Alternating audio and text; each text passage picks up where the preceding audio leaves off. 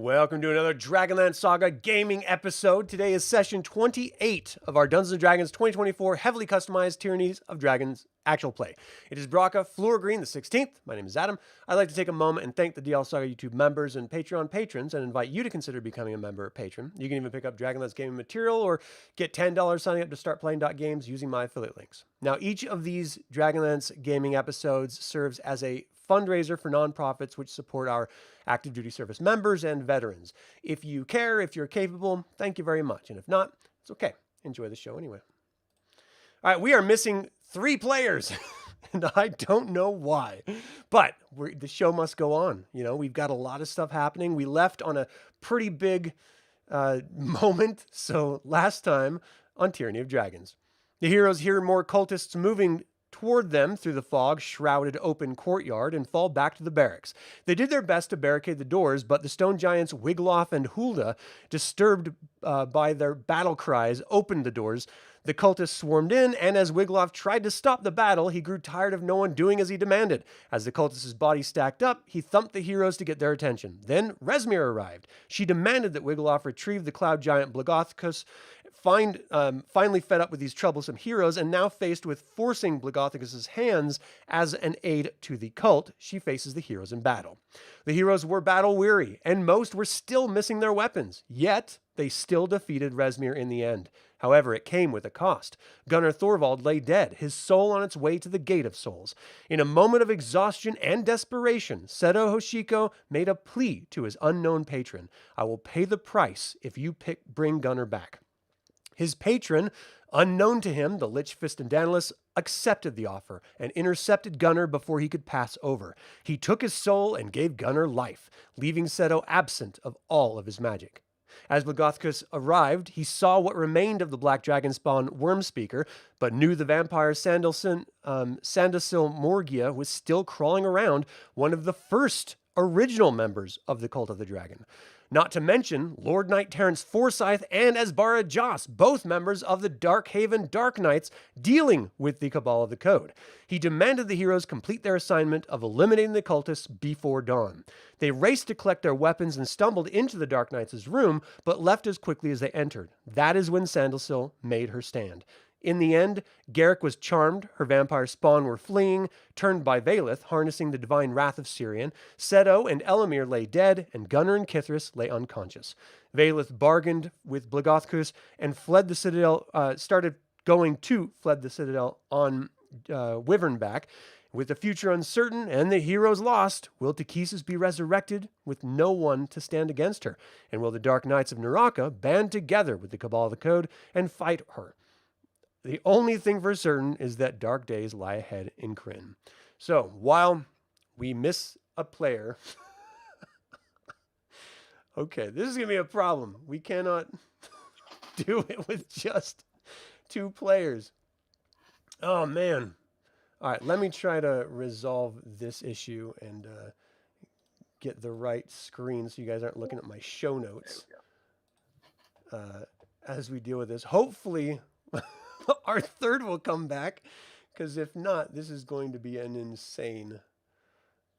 we're just going to have to call it. There's no way we can play this many characters with this few players. Let's just be fair. Oh, I can hear you. You're back. Yeah, sorry. Scared Everything us. suddenly just shut down and wasn't working. Nice. Well, I'm very glad that you're back. So, as Valith is racing to the stables, he hears an alarm go off, clearly triggered by Blagothicus. Then he sees 3 griffins with riders break through the clouds, illuminated by the setting moon Solinari, which turn to land in the upper courtyard. So, Valith, what do you do? Like, once you see these griffins as you're on your way to the Wyvern's stables? Yeah, I'm scoping out the stables myself, and am trying to skirt to the edges and find whatever obstructions that I could hide behind on my way there. Obviously, looking over my shoulder for any more of the vampire spawn that are around, because clearly I am at my end as far as being able to put up another fight. So I'm kind of I stop in my tracks once I hear the alarm, and I look up and I see the 3 griffins. And I I start to get closer to the group as I see, if they're going to the upper landing area, and I think I would hide and observe to kind of get a feel for what is actually happening. Okay. So for clarity, the stables of the Wyverns are in the lower courtyard. They landed on the upper courtyard. So you could go up this spiral staircase. You're in the fog-shrouded lower courtyard right now, which is really good cover. And you haven't seen any of the other creatures that might be prowling around. And as you get into the stairwell, you're going to see what's going to unfold here. We have a bit of a script because these are NPCs that are going to be played by the players. But can you guys see the script in the notes here? Okay, perfect. So as Solinary begins to set, your 3 griffins land on the upper courtyard of this frozen flying citadel. You hear an alarm raised as a huge cloud giant known as Bagothkus approaches you, flanked by 3 large ogre honor guards. It seems the civilians you interrogated at Brightheart were telling the truth. The giants have taken the late Blue Lady's flying citadel after all. Hail, Blagothkus! This big creature sort of lumbers forward. We don't need any more trouble. We have our fill already. Great Blagothkus. We mean you no trouble. We have been sent by the Council of Salanthus. It is rumored that a group of heroes have come aboard your flying citadel. We would have a word with them. That may prove difficult, Knight of Salamnia. For the heroes you spoke the heroes you spoke of bit off more than they could chew. I believe they are bleeding out on the frozen steps of my lower courtyard. If this is true, we would ask your leave to see their bodies ourselves. That may prove difficult, for there are still members of the Cult of the Dragon aboard my citadel. Their corpses may already be claimed. But you have my leave. When you have seen them, perhaps we could have a discussion of our own. And that is Very what well. Valeth sees as well.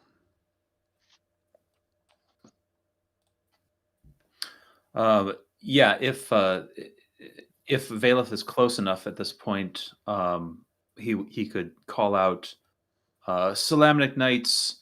I was just with these warriors you speak of. Might I be able to show you where they lay? Knights.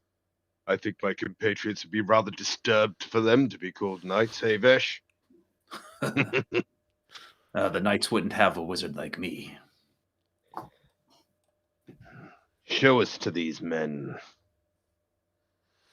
Okay, so the griffins, they're allowed you to ride them, but they are pretty much on their own, state of mind here. So they, as soon as you dismount, they will take off, and you'll just see them sort of spiraling the area. Our mounts should be fine. Let us see to these heroes you speak of. Perhaps I can heal their wounds. Pray you can, cleric. We were thwarted by a vampire that not only overcome us all and left most for dead, but took one of our compatriots under their thrall. That is grave news. Blagothkus speaks up. It might benefit you to know the moon is setting. That means the sun is not far to raise. Perhaps we can drag this creature out into the sun and let the shining light do its work. Vet says, and if we encounter it before sun up, I have some light of my own I could shine on its face. My Or I name could is just Eve. run him through. My name is Eve, by the way. And Valeth does like a long bow and says, pleased to make your acquaintance. My name is Valeth. And you? You are a cleric as well? I am a cleric of Syrian. Yourself? Oh, this will be Just good. the nature goddess. A little bit opposed to what you believe, but that's fine. Well, to each their own. Might I guide you down the stairs to the lower courtyard? Yes. So you guys can, I don't know that you need to bring your tokens down there, but you're welcome to.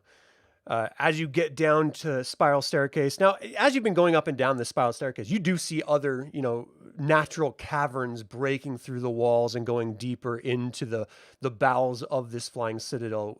You guys haven't ever really gone in there yet, but you can guess that that's where the dragon would be. That's the kobolds are feeding, but also probably where the horde lies as well, because you haven't seen it anywhere else. As you get down there, you walk up to those double doors and you see Hulda sort of standing over the bodies, and she's like leaning down to grab Kithris in one of her arms and just sort of bring it up over her shoulder as she reaches down to grab Elemier in her other massive hand and just try to lift him up. And you guys sort of come around the corner and she turns her head back at you and just sort of grimaces a little bit like, "What do you want?" You need to let down our friends.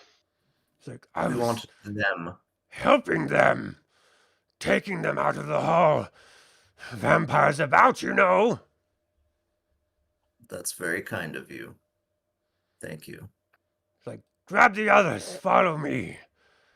And she will end up leading them into that room you guys found that was empty. I don't know if you can see on the map where I'm dragging. Yeah, it's just northwest of where the battle was. Yeah, but so she basically allows you to, bring the bodies back there, and she sets them down. You all did such a good job against the cult. I didn't see it would be fitting to have them laying out like spilled food for some creature to grab.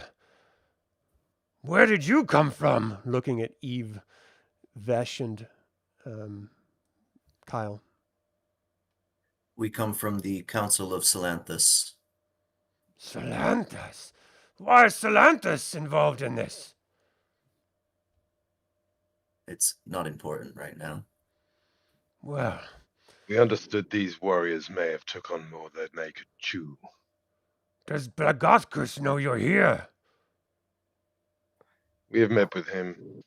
He has approved our presence here. Well, then I should warn you. There's a dragon below. Tread carefully. And she sort of squeezes dragon? away. Could you tell us more about this dragon before you go? She I am stops and quite turns interested. around. I do not like dragons much, so I do not get near it. But it is a great white. That is all I know. Oh, mere animal. Ice. I've lost my token in the black, so I can't find Oh, I it see. if you could- Okay. Yeah, gotcha. Yeah, yes. In the black, we're playing Firefly. Yeah. All right, so you guys are in the room all alone with three strangers. A couple dead bodies, a couple unconscious ones. What do you do? Yeah, Vesh walks up to one of the... which characters are unconscious still? Excuse me. So Elemier and it was Elemier and Seto. They were the ones that were dead, right? And Kithris and Gunnar Yeah. are unconscious. Yeah. As Vesh is going between, checking on their wounds, he's going from Seto and then Elemier, and then gets closer to Gunnar, and he looks back at Valeth with a scowl and says, "This one's not dead. Did you abandon your teammates on the field of battle?" Shit.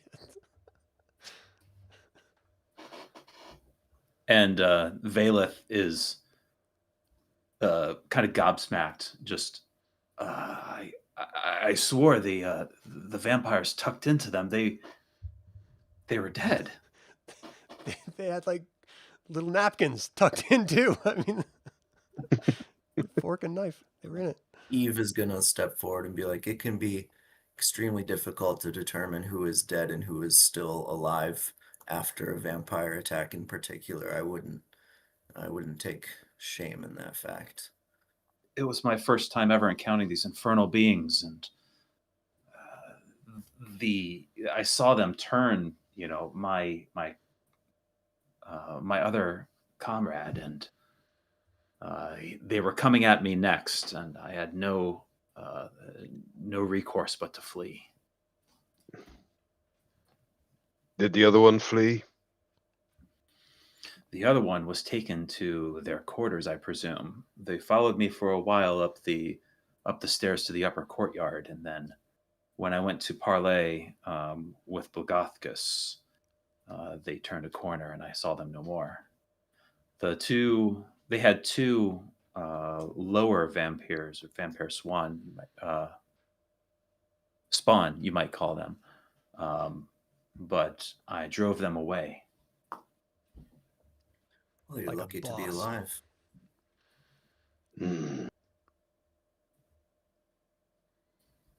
Perhaps I can see to the wounds of some of these heroes, as they say. Do your work, Eve. Alright. So yeah, I have a pretty good variety of things I can do. I have Greater Restoration, Raise Dead, Dispel Magic, Healing Word, Lesser Restoration. So I think Eve would just kind of enter a small trance, pulling out various objects like branches of a sacred tree and some berries and some roots and stuff like that, and using like a little bit of ritual time to prepare to get to some serious healing. Okay. Are any of those ritual, or are they all just spells? They're all just spells, but Okay. she's getting in the zone. Yeah. You hear a knock at the door, sort of soft. I'll get it. So Kyle will go straight to the door and open it Okay, I'll move Seto. with a sword in hand, two-handed sword in hand. You see this wizard decked out in black with stripes of red. Its head is shaved, and you see these red sort of tattoos around. You have been around long enough that you know that this is a Dark Knight of Darkhaven, which dwells in the territory that was Malice's kingdom when she was alive, 30 or 20 years ago or something like that. So it's sort of standing there, and like his eyes sort of go wide and his head sort of whips back looking at you. Where did you come from? The heavens. Dark is- Knight, you obviously came from below. I heard some terror outside of our door, and I feared And you- perhaps Seto might be damaged. Oh, so you decided to cower. Well, if you would have heard the screams I heard, you probably would have stayed back as well, Knight. No, that is the difference between us. I would not. Well, in any case, is he okay? He will be. You may not be aware of the situation here. They came, they spoke to us briefly before leaving. Seto is of my order. Well, he is dead. That is unfortunate.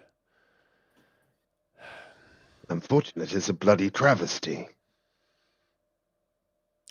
Well, They were sent here to kill the cult of the dragon. What do you know really, of this? that is not the information that I had.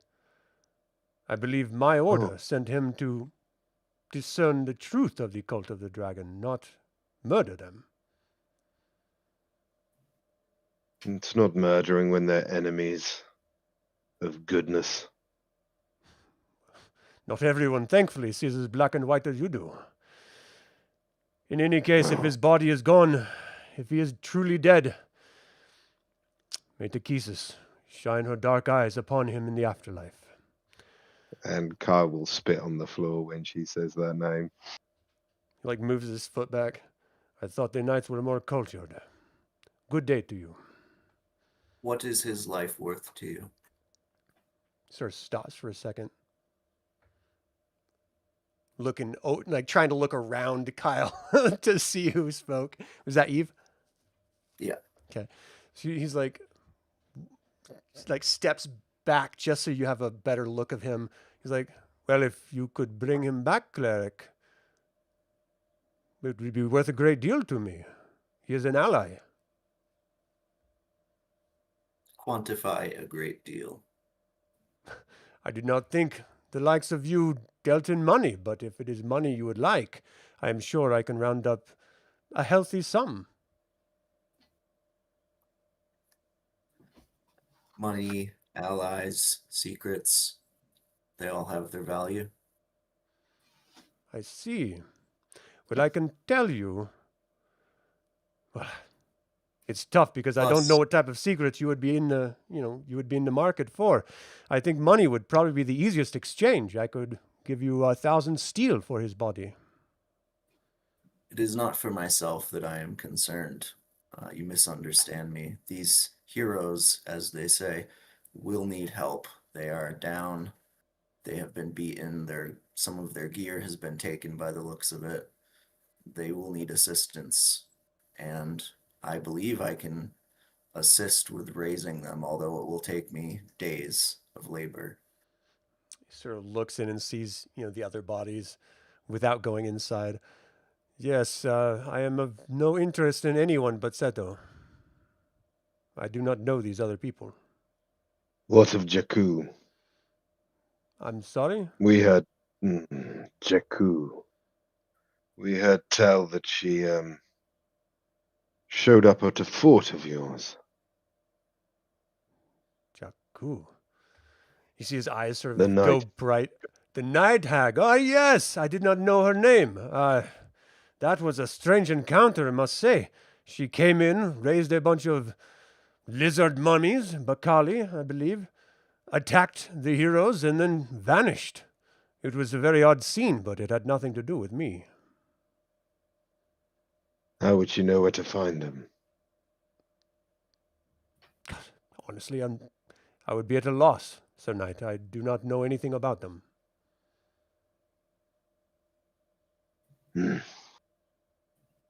Perhaps I could be of a little assistance, however. Perhaps I could divine through my searing abilities. If I had someone that was in close quarters with them, I could perhaps discover a location for you. Would that be worth Seto's body? Do you think, Kyle? It is why we're here.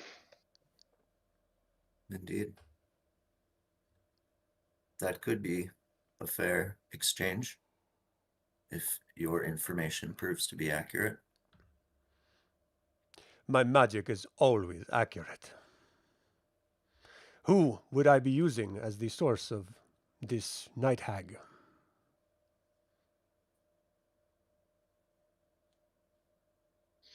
Adventurers were there. Pick one. Well, I would of course say Seto if he was the one there, but it must be someone that personally interacted with this beast. And they must be alive so I can divine into their mind and make the psychic connection necessary. Very well. Would Eve know anything about the history of the party in terms of who's been around for the longest, that kind of thing? No, Vesh, the only person here that would know anything about that would probably be Vesh, and even then, he would only know that he saw Kithris, Elemier, Seto, and Gunnar fighting, our last cleric, fighting the creature. But I don't think the Kender was around by then. I think it was just you guys in the Citadel. Yeah, the Territory. Kender was lost by then. Yeah. Vesh speaks up. I did recognize this one here. He still breathes, though he's not conscious, as long as that does not upset your divination. Which one do you point to? I gesture to Gunnar. Oh, the Nordmaardian. Interesting. Yes, if you could bring him to my chamber, then I will do my work while you take care of everyone else. And if my knowledge, well, I know it will be accurate, you will give me Seto? We'll bring him back, but his life is his Yes. own. That is not our deal, knight. Our deal is trade of information for body. I thought you wanted him back to continue with the party as your source of information. I did not know that his life would be indentured to yours after this. He is a part of my order. We would like to have our order reunited. What if he desires something different? I cannot think that he would. He is Really? born of us. If it is his choice, it is his choice. We of the Salamnic Order don't believe in slavery unlike yours. Oh, he is not a slave of ours. We raised him. We encouraged him. We taught him the magic that he knows. Then why did he leave? Like I said before, we sent him off to discern the truth of this cult of the dragon. So we'll bring him back and ask him. You bring him back I and you will. send him to my room, and then I will give you the information. But I will not be tricked by Salamnic knights. There's no trick. If you bring All I'm saying, this Nordmaardian into my room, I will do my part. But I will not divulge any information until I have Seto in my room. his will must be his own. That is what we're saying. I understand. Very well. Are you happy with this, Eve? Not particularly, but there's little else we can do that I'm aware of. I'll take him. I don't think Vesh could carry the big boy. Perhaps I could He's rather raise large. them at least from consciousness first. Do your work. He's like, my room is down the hall. I will leave you to it. And he walks away. All right. So Eve has healing word that I can use 3 times a day. And then also raise dead. So between those two, she's going to cast healing word on those that are unconscious and cast raise dead on Seto. Wow, okay. So she continues in her trance and invokes the powerful magic of Chislev. Cool. Go ahead and roll the dice for the heal. Is that a set number or is it a roll? It's just 2d4, so it's really not that great, but I mean, they're yeah, only it's- unconscious, so it's something. You know. Yep, it's at first level, so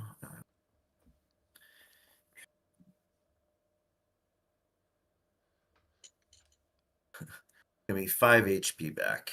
Oh, brutal. All right, so I'll mark it on. Who was that to? I think it would be for Gunnar, and then who else was unconscious? Kithris was unconscious. Yeah. Yep, so Gunnar and Kithris.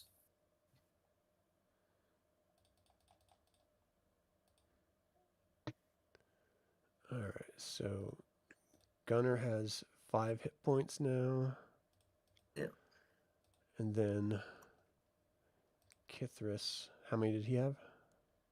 5 as well. Oh, I just rolled it twice.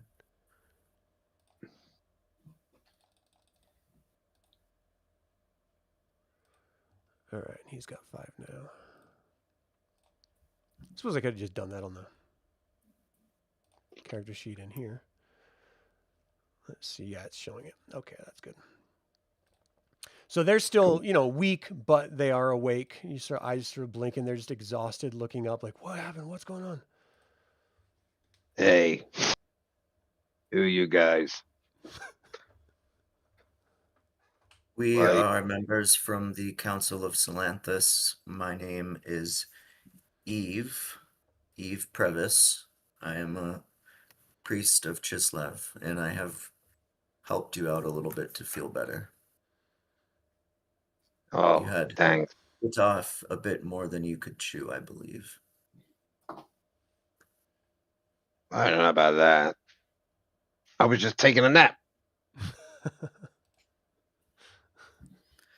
Well, it's good to finally meet you, Kithris. Nice to meet you too.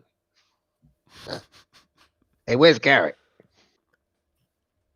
I say to Kithris, yes, that's our next mission. He's under the possession of the vampire that laid us out in the hallway.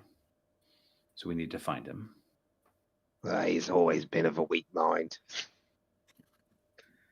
Well, the sun is Not like rising. me. I just took a nap. I was just tired. Yeah, a nap. As I, put my hand on his shoulder. You fought well out there. Just be careful about those bloodsuckers. Yeah. How long until it is light out, would you say? Probably like a full hour. Long enough for Kithris and Gunnar to take a short rest? Yeah. Maybe? Yeah. And Seto, actually, if Seto's back to life too. The spell takes an hour for Raise Dead, right? Let me check. Yeah, 1 hour. So at that point, he, depending on what you guys Okay. are going to do with Asbara, whether you're going to write when he wakes up or whether you're going to try to delay a little bit longer. We're going to have Gunnar. You can go ahead and have the spell on him so he's alive. Does he get any hit points back from that?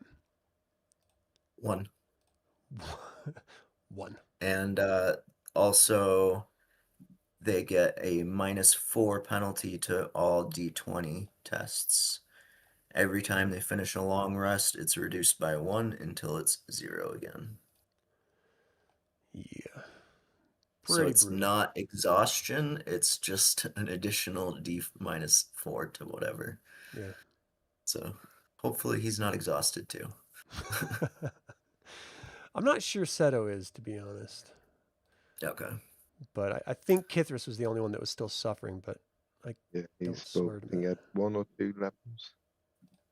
Yeah. So let me see. Where were the I exhaustions? think Elemier had 1. Heroic inspiration. I don't see where the exhaustion is. Do you guys know really quick? Under the conditions. Yeah, I'm not seeing any. Oh, I see it. I don't see any in Seto. No, I I think don't see Kithris it only had either. 1 level left. I think his was down to 1. Yeah. I'm actually not seeing any on his as either. Okay. So, Vela's short rest. what's up with Gunnar going to see Asbara so he can try to divine anything about this night So hag? Kyle will say to him what the condition was. Just say you fought with Jakku, the night hag. The condition that we've been given to learn more information about her, which is why partially we're here, is that one of you who was close to the night hag would go to Asbara so she could divine her location. The cost will be Seto. Apparently he's one of hers. She will give us no information unless he goes with her. Just for clarification, Asbara's a dude. All right, him. What do you think about that, Gunnar? Is Eve a dude too? No. Just kidding. She's all man lady. Sorry, what was that? So for what does Gunnar say to that? Honestly, I didn't hear what it was.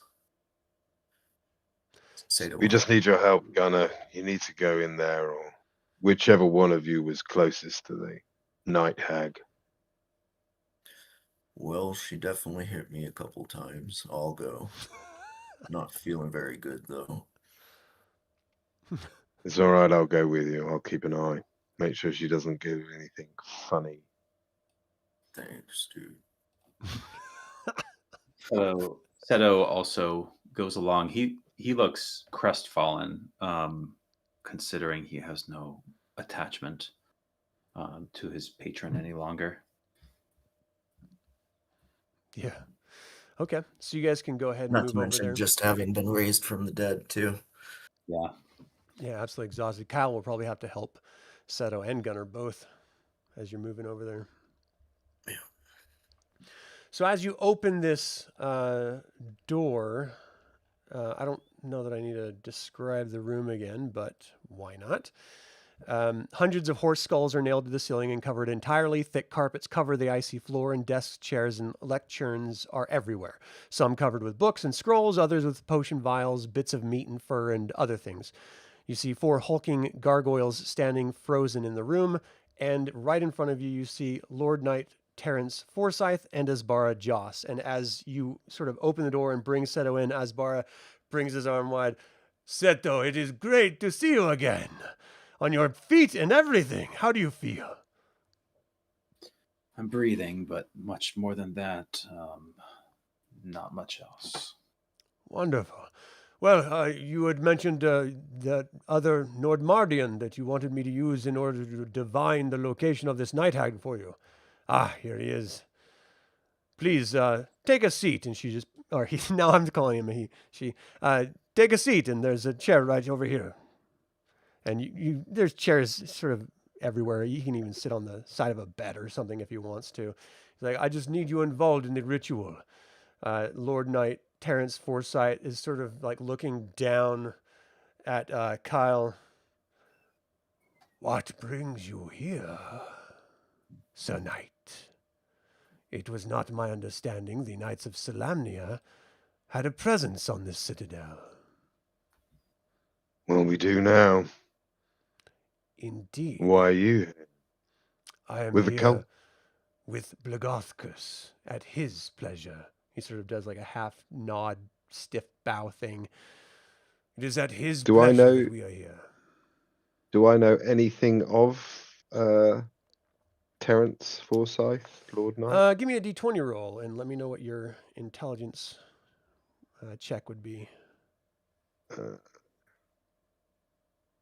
Maybe like a hit. I don't know that the NPC stat blocks have like history and stuff. So, So 12 and my intelligence is 14. yeah, you've I have been a around a perception while. of- You're pretty sure he's a commander of the Knights of Darkhaven. You're not 100% sure, but you believe it to be true. So what brings you from Darkhaven? An educated knight of Solamnia. Now that is rare. He sort of turns around and walks over to the window briefly to just sort of gaze out as he continues talking to you. We came because we heard of, sort of turning his back and looking over his shoulder back at you. We heard, oh, you join him. I'll heard join of him. I'll this- stand next. This cult, we decided to investigate. It could be a problem if people are trying to bring gods back. Well, certainly that god. Anyway, it's nice to know that we are protected by Knights of Solamnia on the Citadel. Are there others with you? Trying to get a gauge of my forces? Oh, of course. Well, you would only have me to deal with for the time being. Splendid. In that case, would you like some tea? He sort of walks over to a small table. Asbara, as you guys are talking, moves up to Gunnar, and you see it looks like he's setting up some sort of ritual. He's got this bowl of liquid inside of it, and he's sort of got Gunnar sitting next to him, and he's like, I only need to touch your shoulder. Is that okay, Nordmaardian? Do what you have to do. Very good. He starts chanting and sort of becomes background noise relatively quickly. The Lord Knight turns back to Kyle. Would you like some tea? Of course. He It'd be pours. lovely to share it. What's that? It'd be lovely to share a cup with you. Oh, I'll give you your own cup. He sort of grins and hands you a cup. Sarcasm of the Darkhaven Knight. It's never understated. With your complexion, you seem to be from perhaps Aragoth or perhaps northern region of Ansalon? Well spotted. Tell me, how are the knights faring these days? It was a shame so many years ago about the loss of Gunther. We go from strength to strength. Gunther was great. Interesting. Because that is not what I have heard. And he takes a small sip. I have heard the knights are fracturing from within, that there is a new emperor of Solamnia. Rumors, rumors, rumors. They abound everywhere. Who knows where they start and where they end? Indeed. As we just hear this sort of chanting, and he just gives very small talk, just trying to keep you focused with him as Bara is doing his thing. And what's Seto doing while this is all happening? Seto's looking over Asbara's shoulder at Gunther and is overly concerned, looking for at any moment that Asbara would be crossing over to hurting him or anything like that. Yeah. So, yeah, mostly observing and reassuring Gunther. Okay. Well, Seto doesn't know this particular spell, but this does seem like a very traditional divination spell of some sort that he would have heard about or witnessed firsthand at some part of his training with magic. He probably got a little bit of a loss, feeling it. As Bara's Joss wrenches his hand away from Gunnar's shoulder and sort of steps back, knocking the bowl of water over as it clatters to the ground, and sort of backs up toward you, Seto, staring at Gunnar. Who is it? Who is it that has taken you? There is a power inside of you. I feel it. It feels familiar. He looks back at Seto. Where is your magic? My patron's forsaken me. Your patron's forsaken? Is this Nordmaarian have anything to do with it? It appears it is. He does. It was my last prayer was to give him life. Why would you do that? Why would you do such a foolish thing? Because he has honor. Clearly. It's like, honor to forsake the magic is foolishness, not honor. Everything that you are, everything that you are raised to be, you have given away for a beast. And now that beast has the attention of your patron. Shame on you, Seto. Shame. Gunnar's gonna be like, Seto, are you serious, man? Did you really do that? I did what I had to do in order to keep you alive. I like this Seto already. What do you say, Lord Terence? I say honor? He has worn out his use for us. The deal is off. We do not need him. Good day. Cast out twice in one day. I see honor doesn't find its way to your hall, then. We do not need volumes of the measure for our honor. The world would be a better place with the measure. Perhaps. Good day. So we're free Right to down leave. here. Well, we kept up our end of the bargain, Asbara. What can you tell us? You did not. You delivered a broken Seto, not the one that I knew.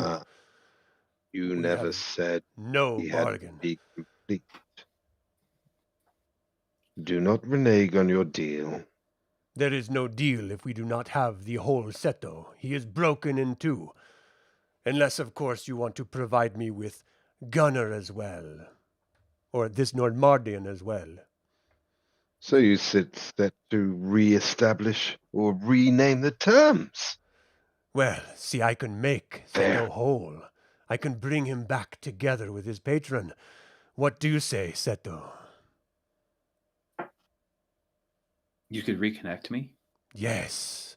We opened that connection originally. But what are the terms? The terms are, we need you, and we will bring your patron back to you. That is the terms. And if I pass on this, Then you I'm are a free. fool, and your life is forfeit. And I could find my patron on my own. That will not happen.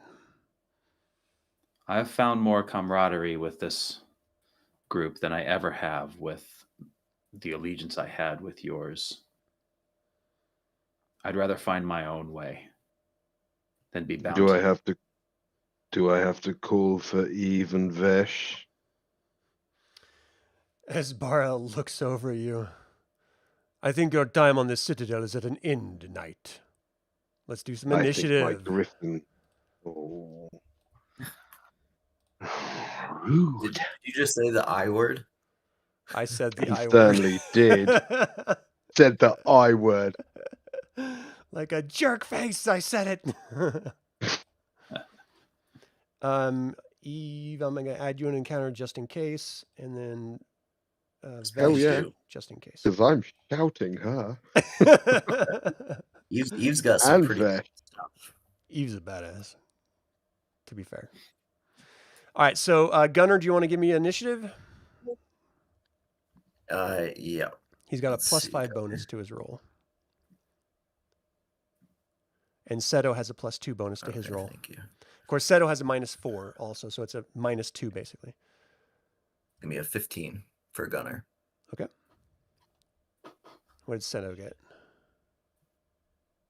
Oh, sorry. It's going to be... It's a +2 to the 16. But it's basically a -2 because it's a -4 for being resurrected or raised, and then so it's a -2. Gotcha. So 16, so 14, if I'm seeing that right. And then I'm going to auto roll everyone else. All right, so Lord Knight Terrence Forsyth, you see him call out, "Guards!" Sorry, I got to get the voice. "Guards, take this Nordmaardian." And you see this gargoyle come to life and just sort of shuffle forward. I'm going to add auto initiative, add. And Terrence looks at you, Kyle. "I don't suppose the knights have grown wings yet, have they?" And he throws a firebolt at you. So let's see. Was Gunnar able to take a short rest before that? During the before whole launching? casting raising of Seto. Okay. For sure. Could that I was an can't hour. adjust his HP or roll for a short rest or anything? Could you adjust that somehow? Yeah. So let me go to Gunnar really quick. Actually, I can just do it in maps now, which is pretty cool. Nice. All right, Gunnar, where is you? Character sheet.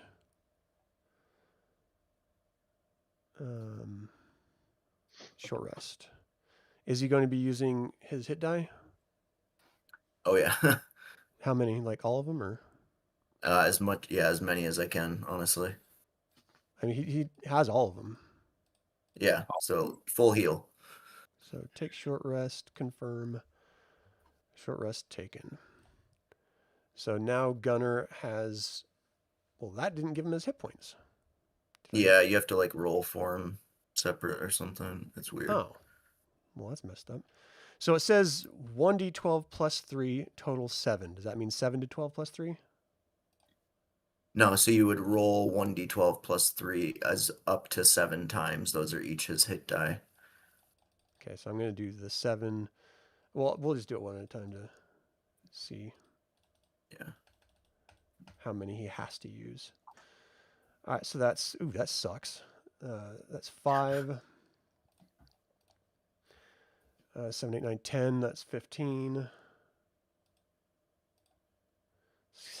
20. Jeez. 23, 24, 25, 26. 33, 34, 35, 36. You might have to use them all. Yeah.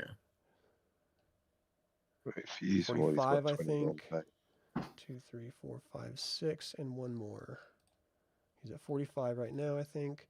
So 55, 56, 57, 58. All right, so let me do Gunnar character sheet. All right, why is this not doing it?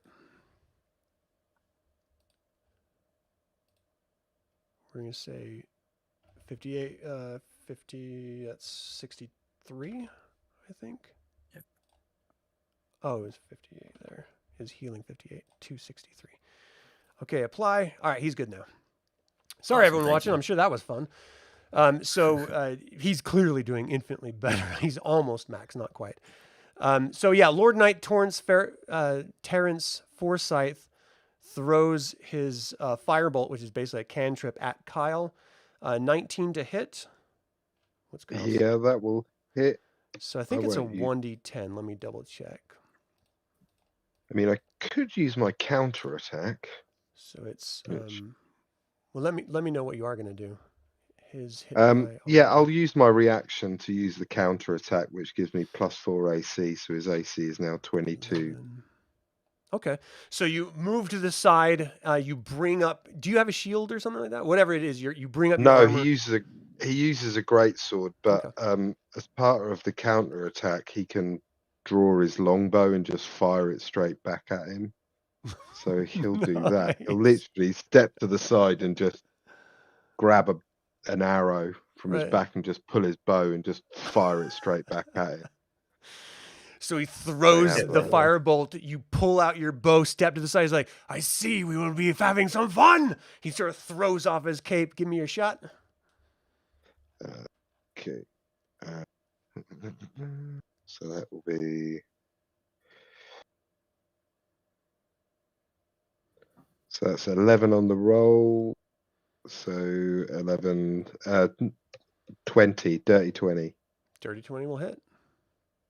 And so that does. What's it? D8s.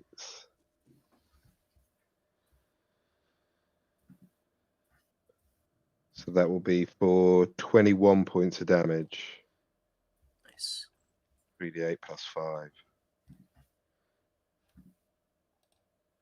For an arrow. Yeah, it's a Oh longbow, my 3d8 plus gosh. 5. Piercing damage. The target's speed Strikes decreases into him. by He 10 feet. screams out. Oh, wait. Hold on. Let me double check this one. Jesus. Yeah, okay. I want that. bow. Yeah, no kidding. That's a badass bow. So yeah, you fire right back at him. The arrow sticks right into his chest. He's sort of like is stunned back as if he would have been pushed back or something.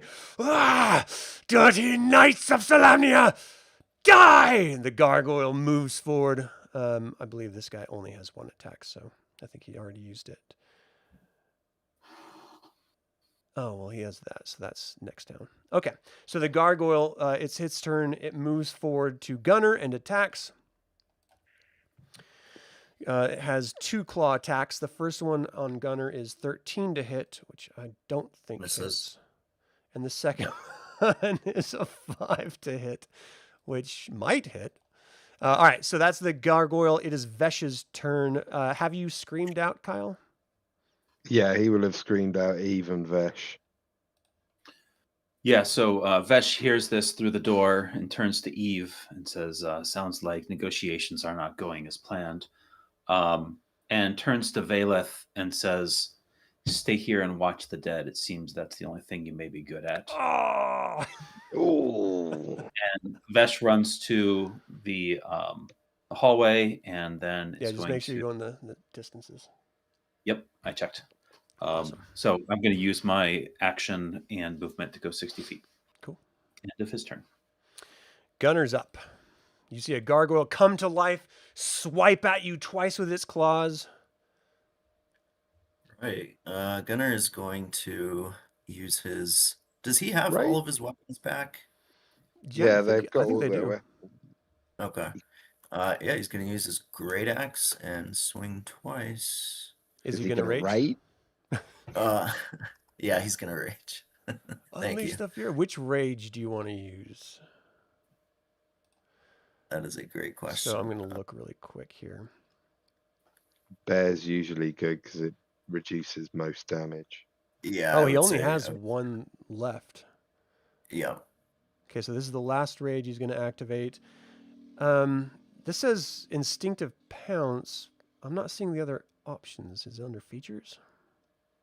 I think instinctive pounce is just is what he gets when he can rage. Ah. He can do a pounce, but Okay. like Yeah. But I don't different- need to. I don't need to move.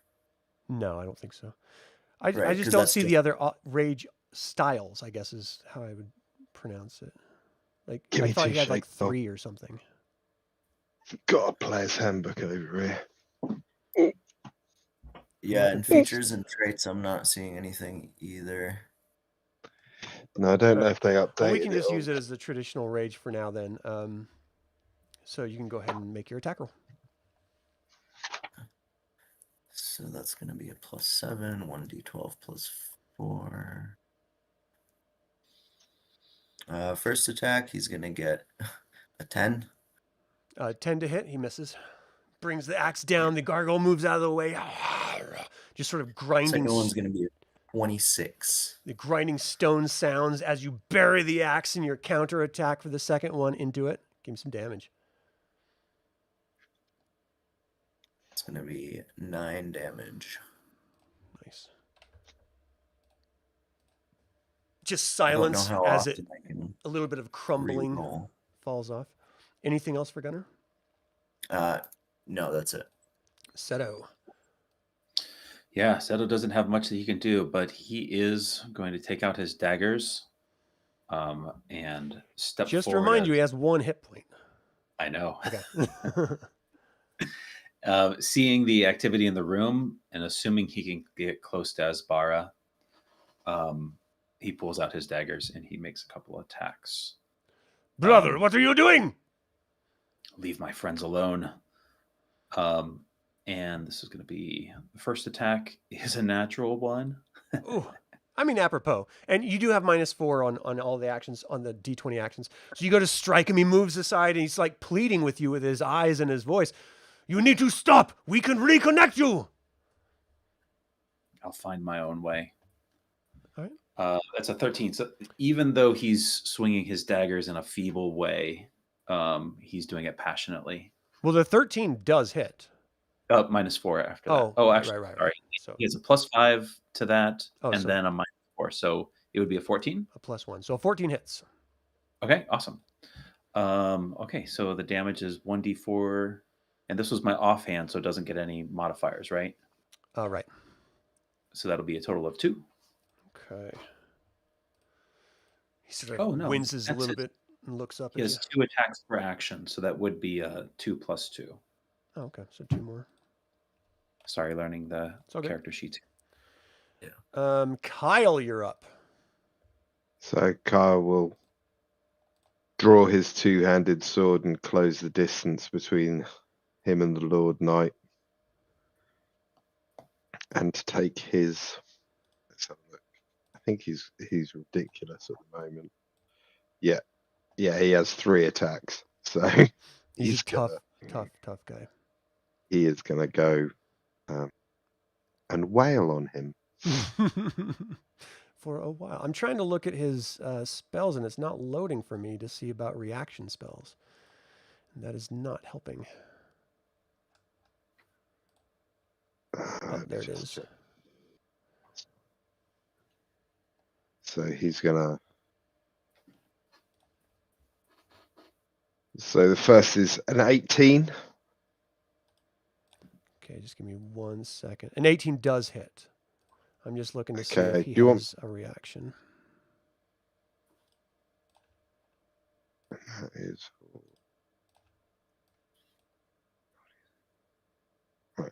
No, everything looks like actions. There is a reaction, but it's not really helpful to him. So the first hit does 20, Oof, is right. and his He sort of second winces attack. back and drops down as you slice into him. It's like, ah, you're going to pay. Not today. Next one Oh, here it is is. Okay, when a creature makes an attack roll next to him, he can interpose an illusionary duplicate between the attacker and himself. The attack automatically misses wrath, then the illusion dissipates. Okay, so for his first reaction and only reaction, that's what he's going to do for that last Okay, the second one was a 23 to hit. hit. Okay. The I second knew he one's a had a nat 20. reaction. So, And that is for 21 points of damage. Right back at you. Screams out. And Ah! Third attack is a feeble 17. A feeble 17 hits. Oh, this dude is awesome. You're also fighting casters, so the armor classes aren't the greatest. For a mighty 17. That's a lot. That's a lot. All right, you're cutting him down, and you see he is hurting. There's no playing. He is wounded. Shall I get my griffin now? If you think you can get... I'm sorry, I got to think for this. If you think you can take me, you haven't sized me up properly. Anything else in your turn? Gone. That's him. Eve, you're up. all right. Eve is going to use all of her movement and a dash, and she's going to run out. She's going to look over her shoulder at Valeth first and be like, make sure nobody disturbs them. I'll be back. And she's going to run 60 feet. All right, Asbara Joss. You silly, silly caster, you.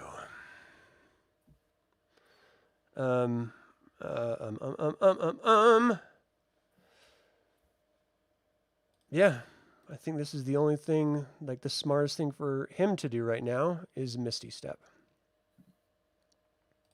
Get the hell out of the way of dangerous people. Hold on, it's loading, sorry. For some reason, D&D Beyond is acting really slow for my loads. I don't know why. Do we know what class Terrence and Asbara are? No, the characters don't. Asbara is a caster of some kind, you know. But as far as the exact, like, specific, no.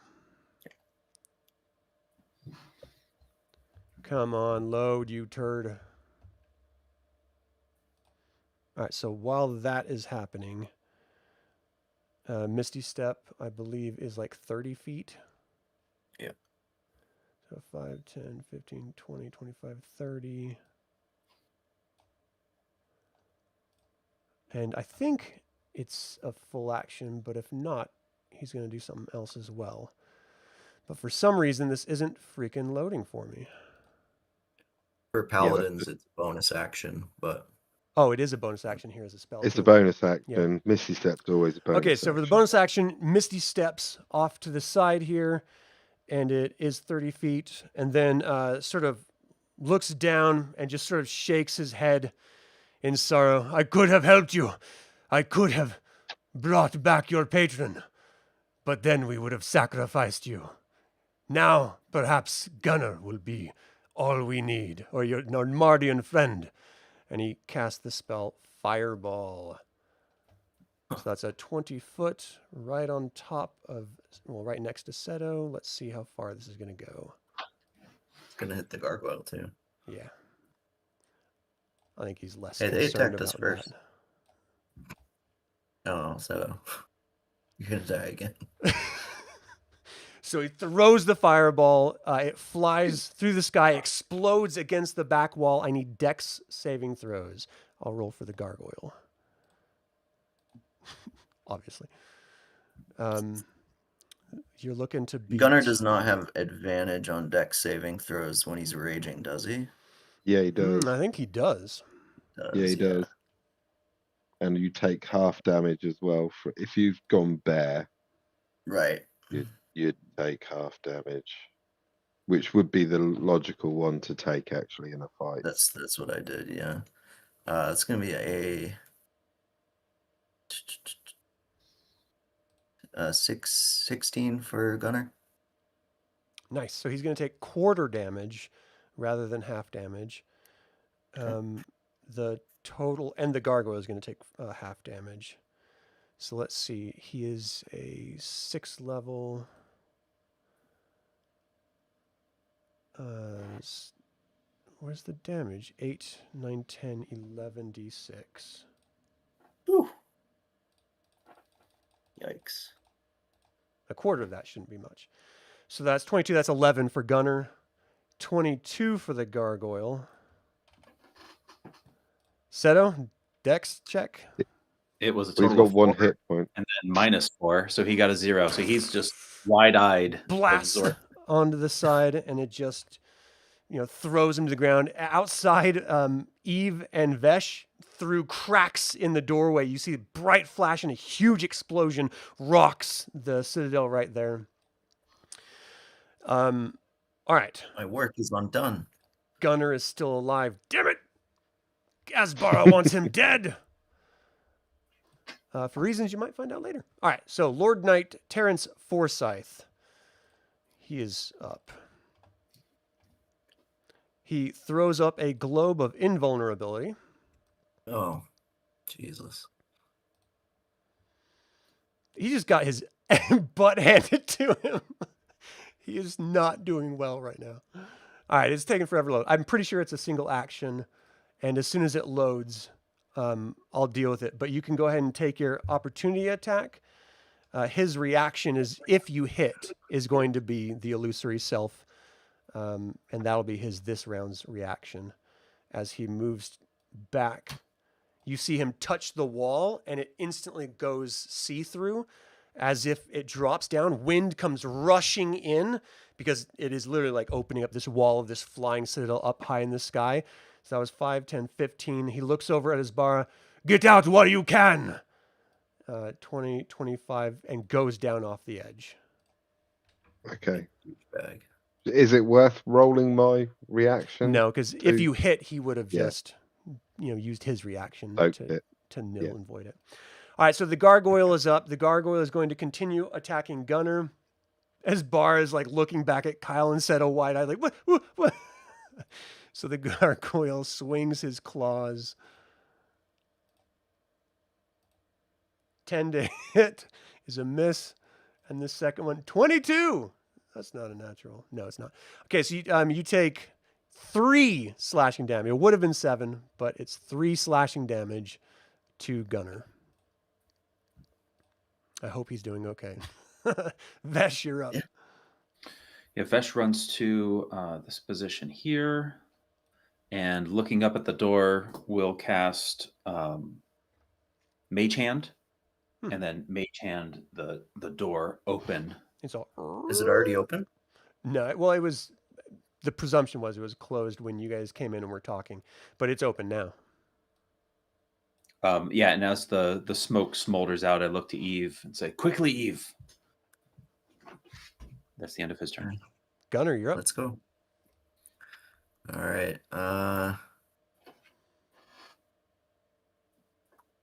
You know what? Gunnar is going to look at the gargoyle and kind of like give it a smirk and just I think he's going to try to run up on Asbara. Let's see how far that is. Oh, wow. Okay. Yeah, he can make it. The gargoyle will take his opportunity. Yeah. 15 to hit. Yep. So you're going to take 3 damage. And you're up. What do you do? Gunner's gonna wail on Asbar and be like, "You burnt me. I just came back from unconsciousness." He's like, That no, hurt. no, no. And I would imagine Asbara would almost see like bear-like features on his face as he like lopes up to her, and still raging, just goes at her with his great axe. So that's gonna be a +7. Thank you for 1d12 that plus donation, 4 Chris. That's awesome. plus he's gonna get a 21 to hit. Ooh, that hits. For 14 damage. Oh, jeez. You hack into him, he And, screams out, "Stop! Stop!" Tried to kill me. Killed Stop Seto again. this! 19 to hit. Yeah.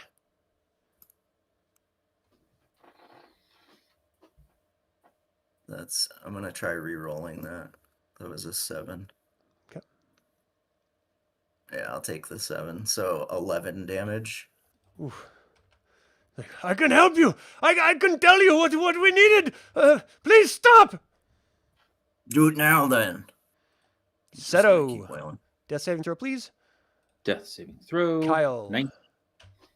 Nice.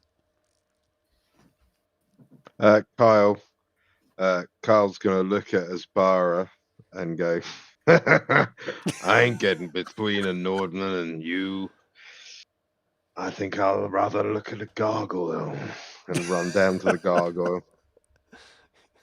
He's screaming as you're running to the gargoyle, bringing your great sword to bear. Go ahead and roll the hit. And so I'm not sure because it says I can do a maneuver, but would that count as my attacks? Because it doesn't really, it just counts as actions. So it yeah, says makes 3 attacks using great sword or longbow in any combination. yeah, but it Maneuver. also says I can do a. Oh, yeah, sap and maneuver is based on like the weapon hit, right? Oh, right. So while he's running over there then, and he's making his shout, he's going to shout, Eve, get in here! Which will give her an extra 15 feet of movement. And So on all of those, yeah, it's all predicated on you hitting with your great sword, then those things trigger. Okay, so he will. So, right. So his first attack.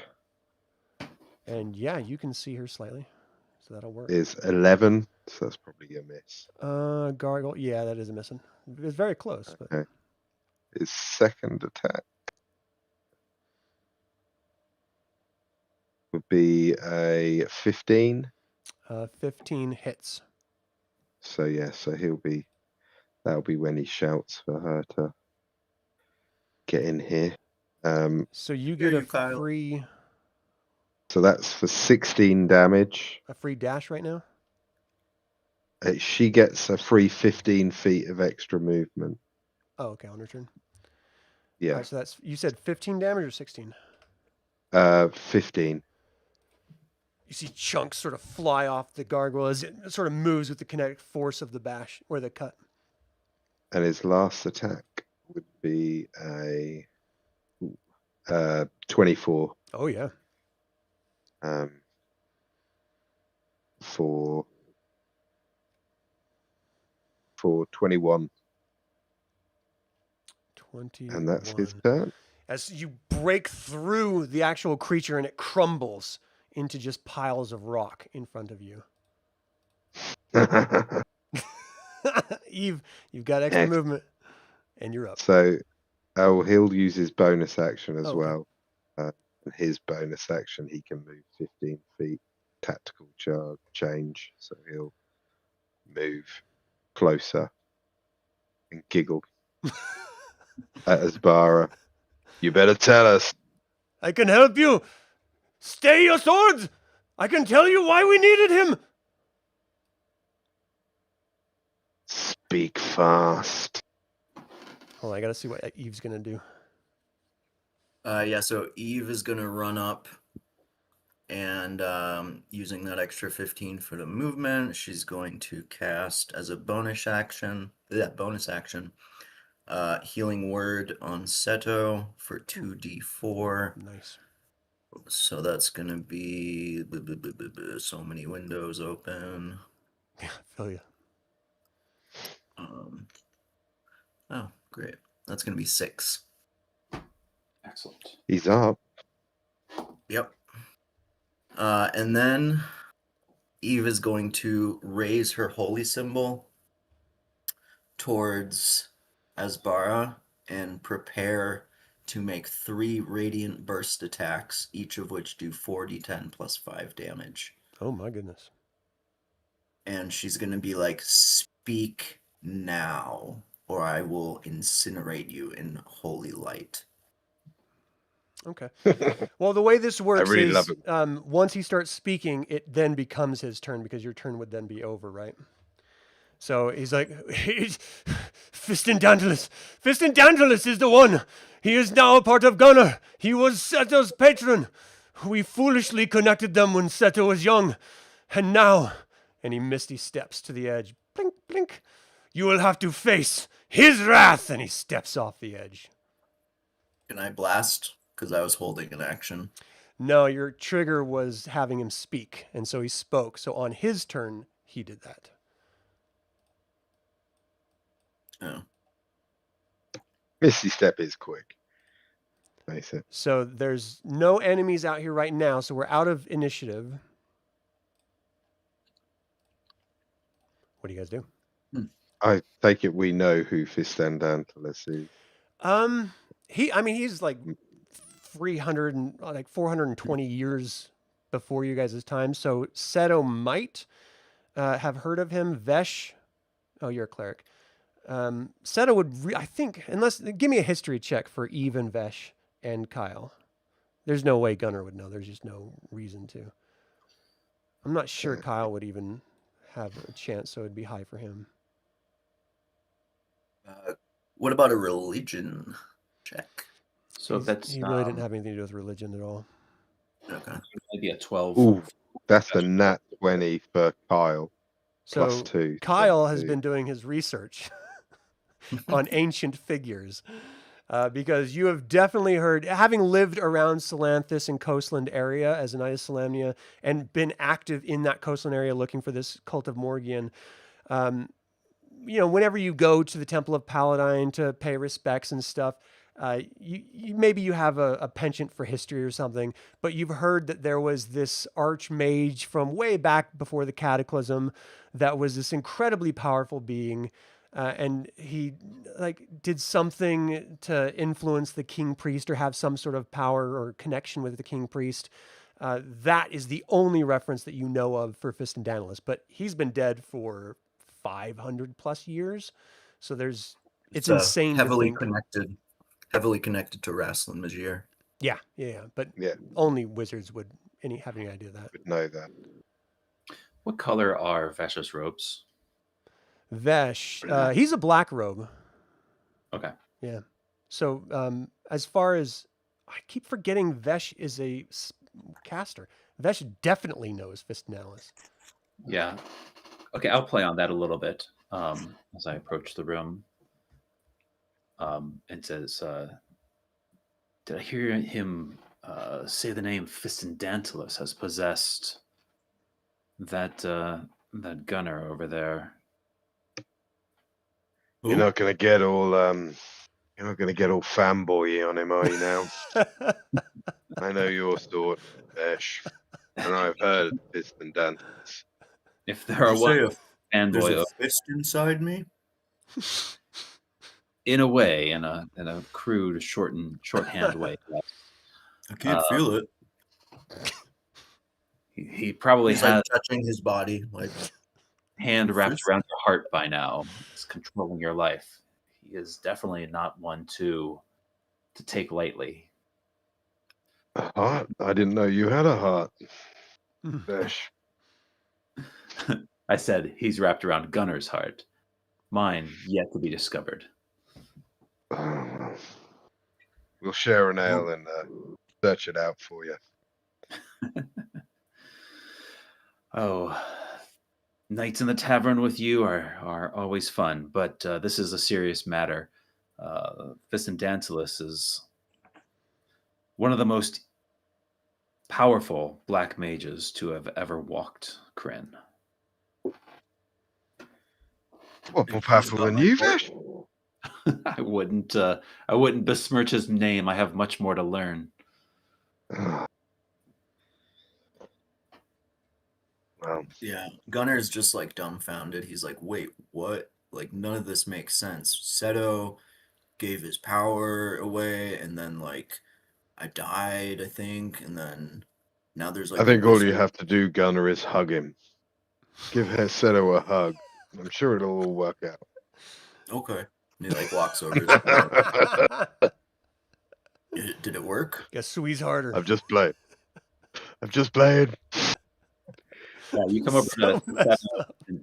Seto is, you pick him up and his robes are blackened. His face is charred. He's got burns all over himself. He's barely holding on, but the life is in his eyes. And you pull him up to his feet and he pats you on the shoulder. Thanks, Gunnar. That's great. Maybe we should fall back to a room that's not so full of smoke. Yeah, that as soon as that window opened, it like swirled all the smoke out. I mean, it's just huge gusts of wind pushing through everywhere. Let's get out of here. Let's get back Is to the there rest of your friends. Gunnar's gonna look around, and is there anything valuable in here? Yeah, so everything that was in the fireball area is completely burned up, but he does see a lot of papers and scrolls on desks. Well, we'll Guys, I probably don't go really in. know what this stuff is, but you might want to look at it. I don't know. Let's have a look. We call it I'll paper, go back. Gunnar. Oh, We write on it. So that's what that.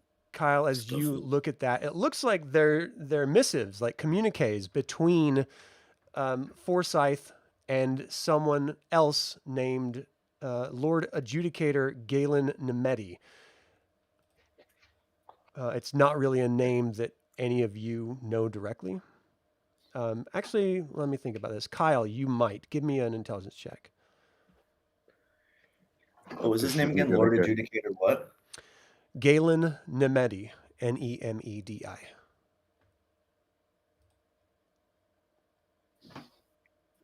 7, so no, his 7, yeah. You good never- rolls have ended. But basically, the communication back and forth from them speak about the connections between some of the dark knights of Darkhaven and the cult of the Cabal of the Code, and how that is why he was sent here in order to make that connection. I think you guys have spoiled that by murdering Rathmondar and I'm sorry, not Rathmondar, but by murdering Resmir and driving off the Darkhaven leader.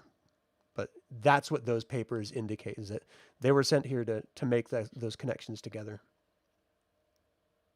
You see other letters revealing that clearly some of the Wizards of Darkhaven are not keen on the cult's plans, and that there's something about ridding the faction of Fist and Daedalus from the Darkhaven Knights, which would then, of course, lead to why they were trying to take Seto and kill Gunnar once they found that out.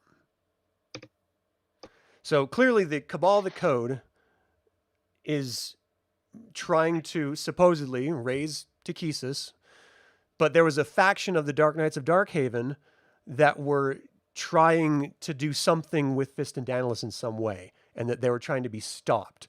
So perhaps there's some sort of discord between those two groups within the Dark Knights of Darkhaven, adding more fractional groups upon groups within the Dark Knights.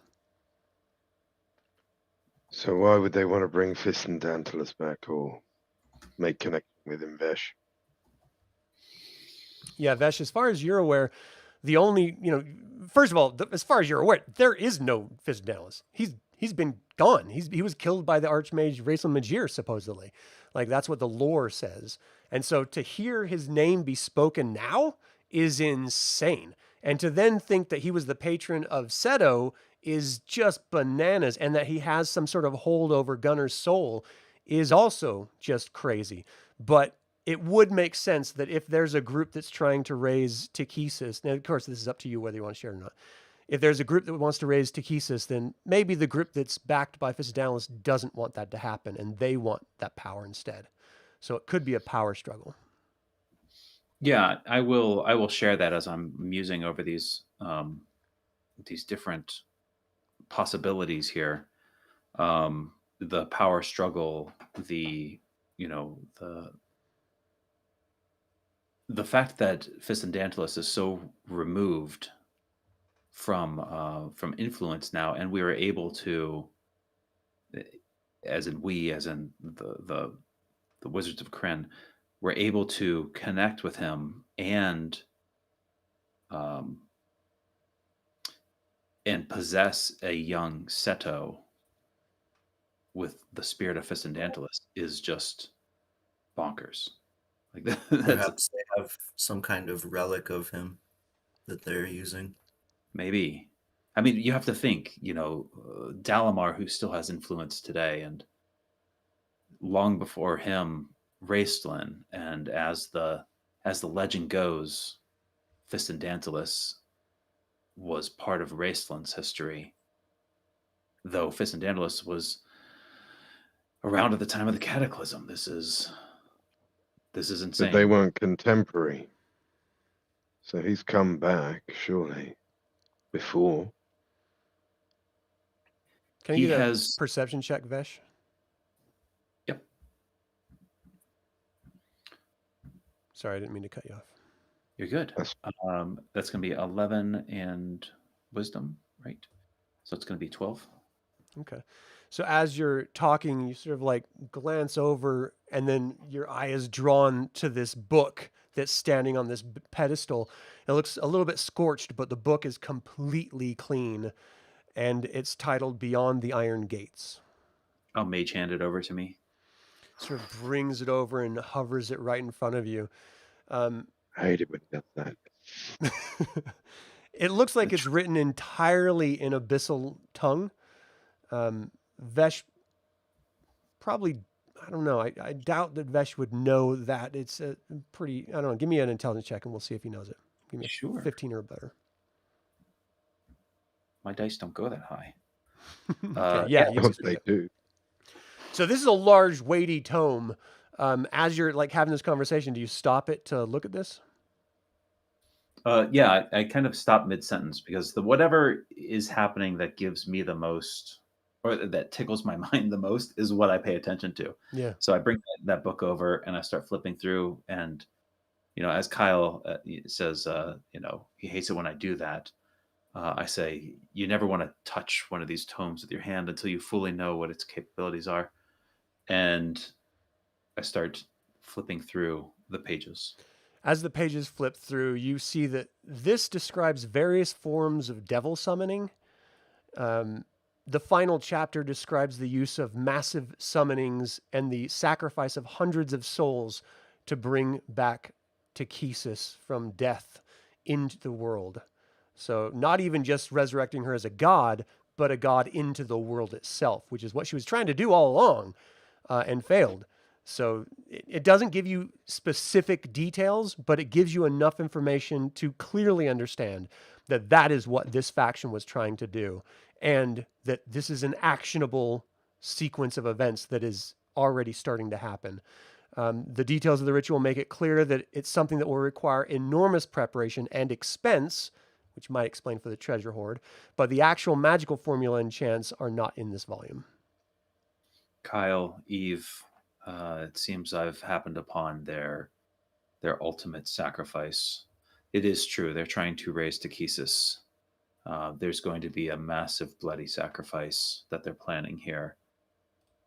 And the cost is going to be of great magnitude. Not only, and I'm not speaking in wealth, but the toll upon the world. They are trying to raise a god. Jeez. If Well, Takesis is present on Paladin. the plane, then all of life is doomed. Yeah, especially since Presence of Paladin God. stepped down from being a god in order to be Valthanis the walking god. He's basically like a mortal helper at this point. There will be no balance against her this time. No. Just Well, that we'll force have- really couldn't stand against that, even.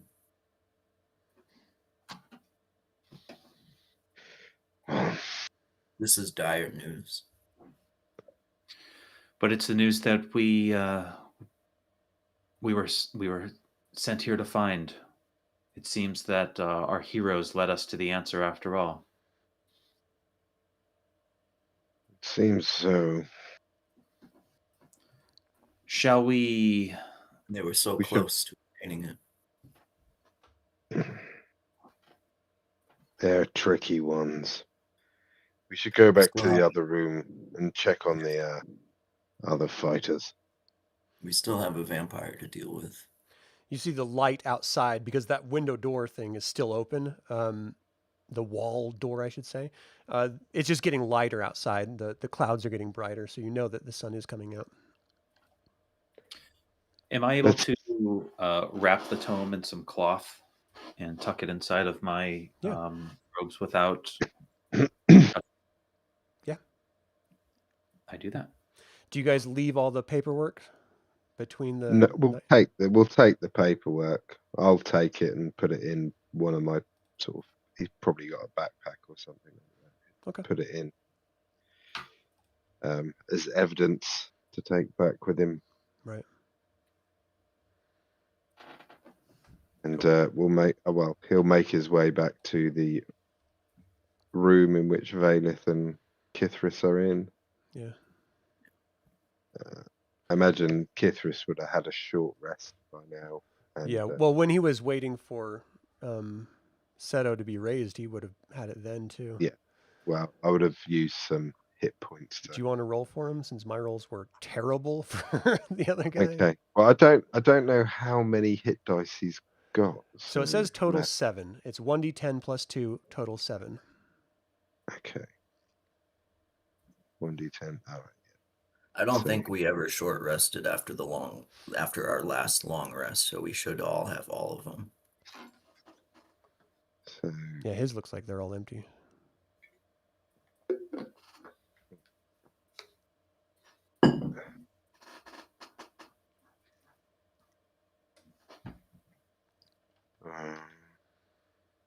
I don't even know what his maximum HP is, but he'll use all of them. Okay. Oh, I can Jesus, click a that- button to roll it all if you want. That's right. It's Oh, you can. 26 on the roll, but then it'll be plus 14. So that'd be what, 50? Woof. So it'd be 55. So 55 hit points. He only has a 41 max. All right, it would be 41 then. But we'll just So say he he's is used up them. full health. That's about it. I Okay. don't think he gets any of his stuff back on a short rest. don't think it's Powers, correct. no. It's usually just a... However, if someone was trying to attune themselves to that wand that you guys discovered, now would be Yeah. the time to do it. I don't even A know short what that rest. wand was. I do. Maybe Seto should get that Yeah, I think so.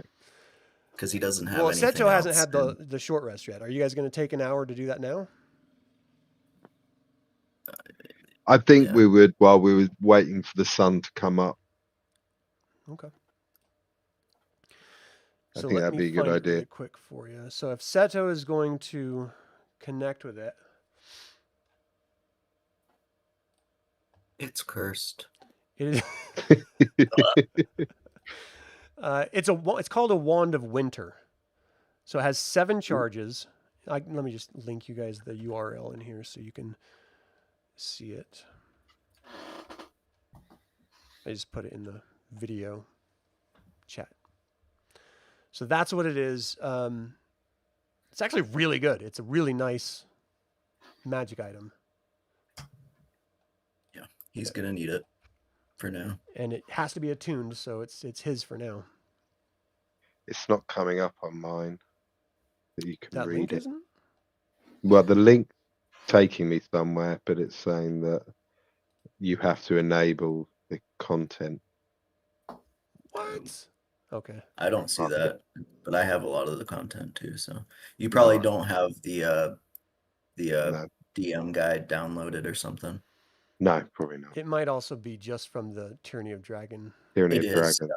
It is. I see that. So- Ray of Right. Frost, Sleet Storm, and Ice All right. Storm. Oh wow. Yeah. And yeah, those are pretty good. You don't get many charges, but Yeah, it's a nice power move when you need it. yeah. Okay, so you guys, you take an hour. So if anyone else needs to do a short rest, now's the time to do it. Yeah, what is Seto's hit dice? That's a great question. 7 Let me look. They're 1d8. D8, isn't it? Or Warlock? Yeah. Yeah, it's 1d8 plus 1. He has a total of 7 of them. Okay. You want to use them I'm all? I'll roll them all up. So this will be 44 plus 4 total. Oh no, plus 7, sorry. So that's 51. And Oh, he had wow. 6. That brings him up to 52. Oh, he had 6? 6 previously. Yeah, so 57. He is He's looking good. almost completely healed. He has Sweet. 59 total Elemier hit is still points dead. and 58 right now. Yeah, poor Elemier. I mean, if you want to have Eve do a long rest and just take the other characters to do stuff, you can. Or Eve could start casting the ritual. I think Yeah, Eve- but Eve has some we really need crazy- Eve with us. Yeah. We're gonna face Eve- undead, and we're gonna go without a cleric. That is like Yeah, right. Well, Eve doesn't have even any- Kyle's like no.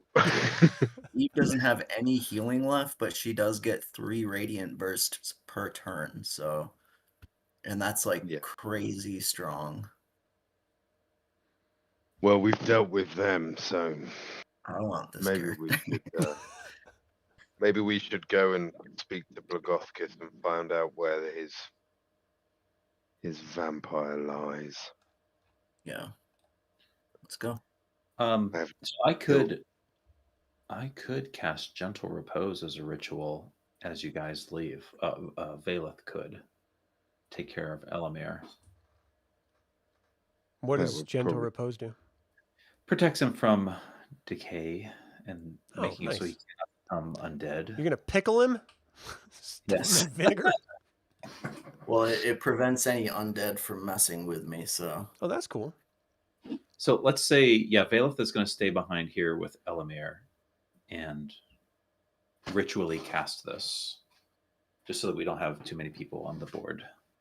Okay, totally up to you. yeah. All right, so you guys go up to. Are you going to go to Blogothus's tower, or because you saw him on the opposite end of the upper level?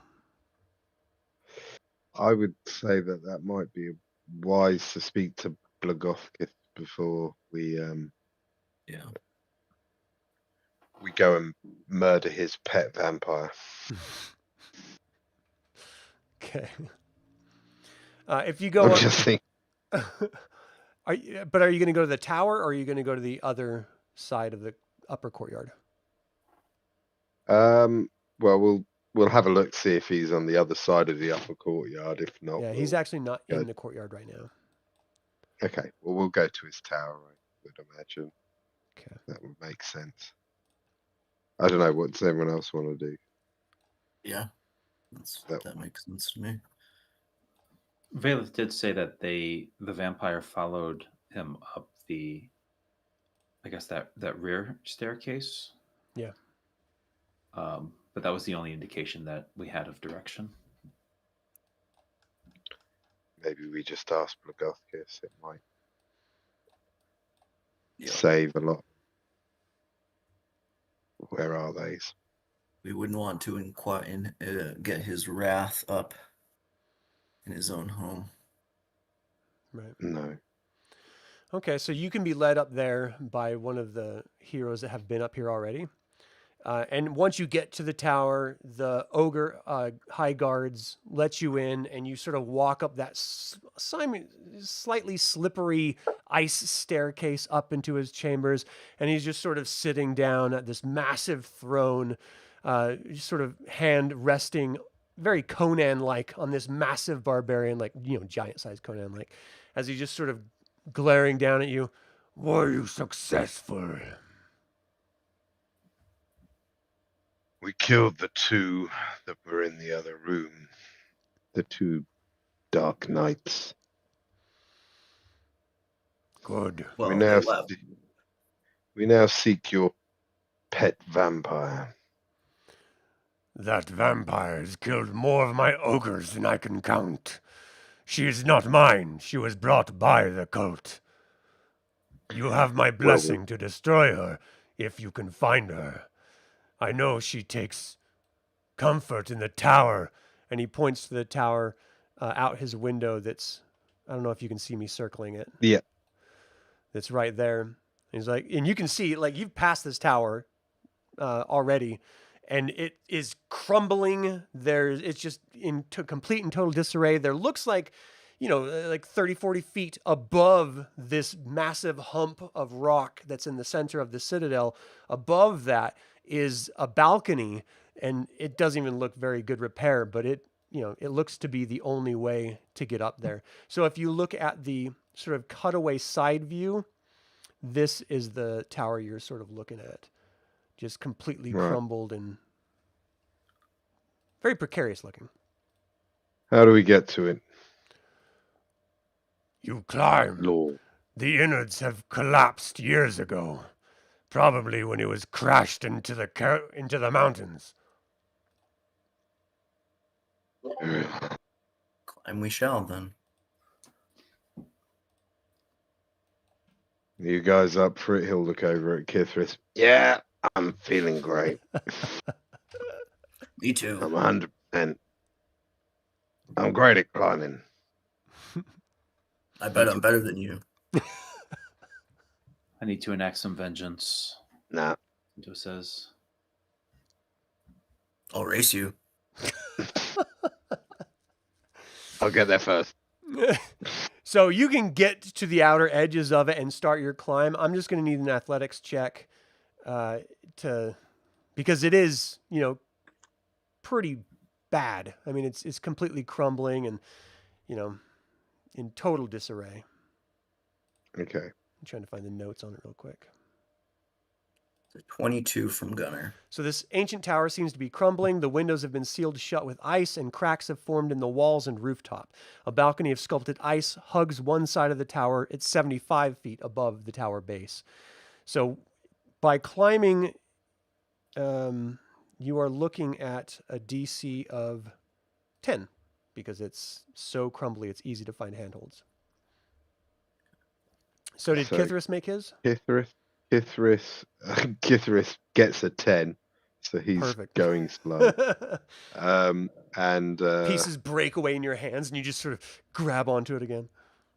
I'm there. I'm right behind you. I'm right there.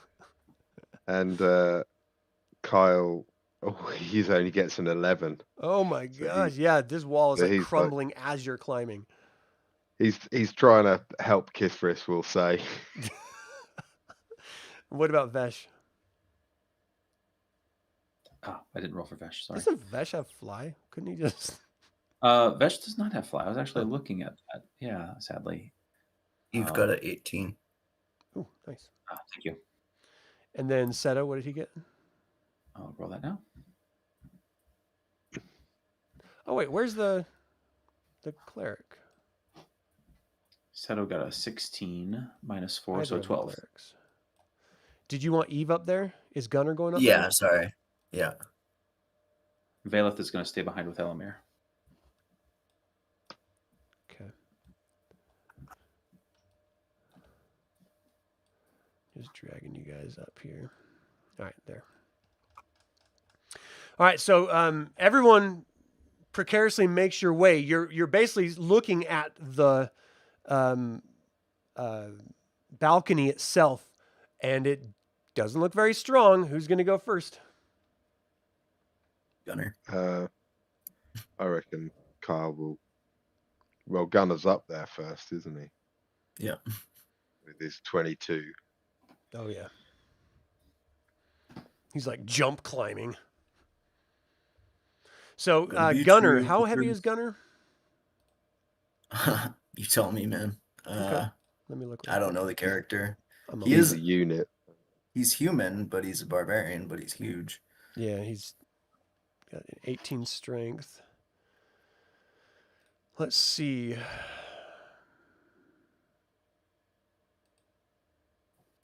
And I would imagine he would be. He's got 35. He's got 75 pounds in his backpack. He's got 35 pounds of equipment in addition to that, so that's over 100 already. And he's a large human barbarian, so he's probably, close to 200 plus himself. Yeah, that's more than this balcony can take. As he starts to put his full weight on it, it breaks away underneath his feet and it falls down. I need everyone to give me a dexterity check to make sure they're not going to be smacked by this falling balcony. And I need a dexterity check from Gunnar to see if he can catch himself on the wall. Just a dexterity roll, right? Yeah. Basically just holding on the wall and moving to the side. What was that roll? Who was that? So yeah, 3. Ooh. Who was that for? Gunnar. Oh my gosh. Okay, so he starts plunging the 75 feet down. I'm going to give... who's strong here? Kithris, I'm going to give you a chance to grab onto him. So I'm going to need a dex... Kithris got an 11 on his dex check. Okay. But Kyle got a 29 because he got a nat 20. Oh, nice. I'm looking at... Sorry, I was Would Kyle be able to try and grab him? Because he is a unit. Yeah. And very dex. Yeah. So, what were you saying? What would I need real quick, Brian? Sorry, I think you may have been looking at my roll because I rolled a 2 back there. I don't think that was Gunnar's. Let me check. Someone rolled a 1 after the 2. Oh, sorry. I'm looking at the history. I thought that was mine. Anyway, I rolled a 2 for my mage. So 2 flat? Mm-hmm. Oh, man. Yeah, the mage doesn't move out of the way either. Okay, so I'm going to need a strength check from the mage to see if you can hold onto the wall as parts of the rubble hit you. Can Veth use a... Okay, yeah. I was going to say a Misty Step if he was falling, but... I just want to see if you can hold on to it. If you want to Misty Step away from it, you could do that and avoid damage. That's okay. A 16 minus 1, that's a 15. Okay. So yeah, you hold on, but you are going to take, just from the falling rubble, 6, max damage. 6 damage as it just crumbles down past you. You try to move out of the way and it scrapes your back, but you're clutching onto the wall with death grip, not wanting to fall down. All right, so then Kyle, give me an unarmed attack roll to grab Gunnar. So basically a D20 roll. So that'd be a 24. All right, so you grab him. Give me a strength check to see if you can hold on to him and yourself on the wall. Can Gunnar give him the help action? 19 in total. Oh, he doesn't need to. Yeah, you grab a hold of him. Now Gunnar can grab the wall again. Give me another athletics check on Gunnar to see if he can climb back up.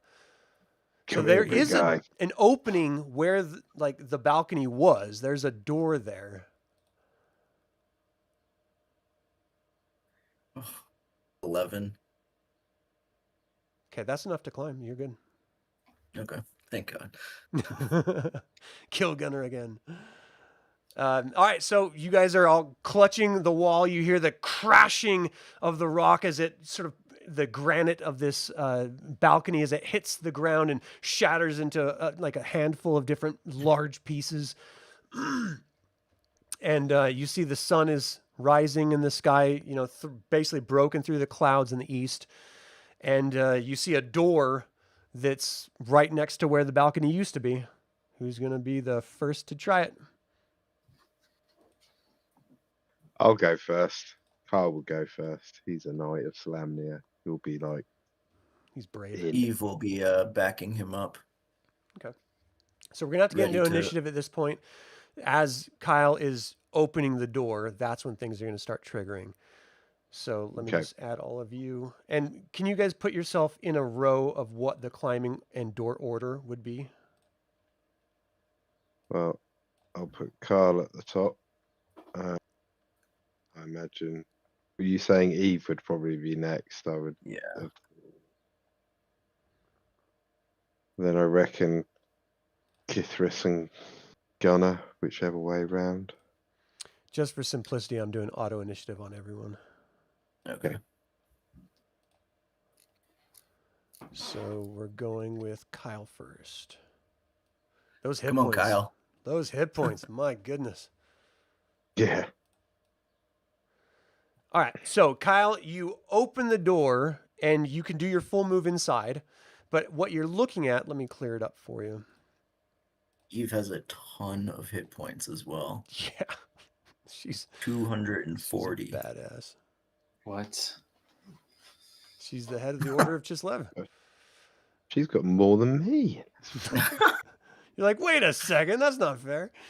All right. I'm a So, knight. Kyle, you walk in. You see in front of here. Let me see if there's a description in here. There's a coffin that rests in the middle back of the tower. It's guarded by these two vampire spawn that you've already... Well, no, Kyle hasn't seen before, but there's two vampire spawn on either side of the walls. And you also see this human sort of like sitting down patiently as if willingly waiting for something. And what you see is... I'm sorry. Garrick, you're sitting there. You've been ordered just to wait until, your vampire decides to wake up and bite you again. So you're just patiently waiting, sitting there. You see this armored knight, like open a door, then climb up, like pulling himself up as if there was no balcony there that you knew was there before, and just stands there. Light is literally glinting off of the back of his armor and sort of illuminating the inside of this room. The vampire starts screaming, just hissing loudly, "Ah, die!" Kyle, that was your move. You've got your other actions. What are you going to do? So that's my full move, yeah, just to get in the doorway. Oh, to climb up into it, yeah. Yeah. So he'll immediately grab his bow and take 3 shots at one of the vampires. Okay. A or B? He'll go for A. All right. I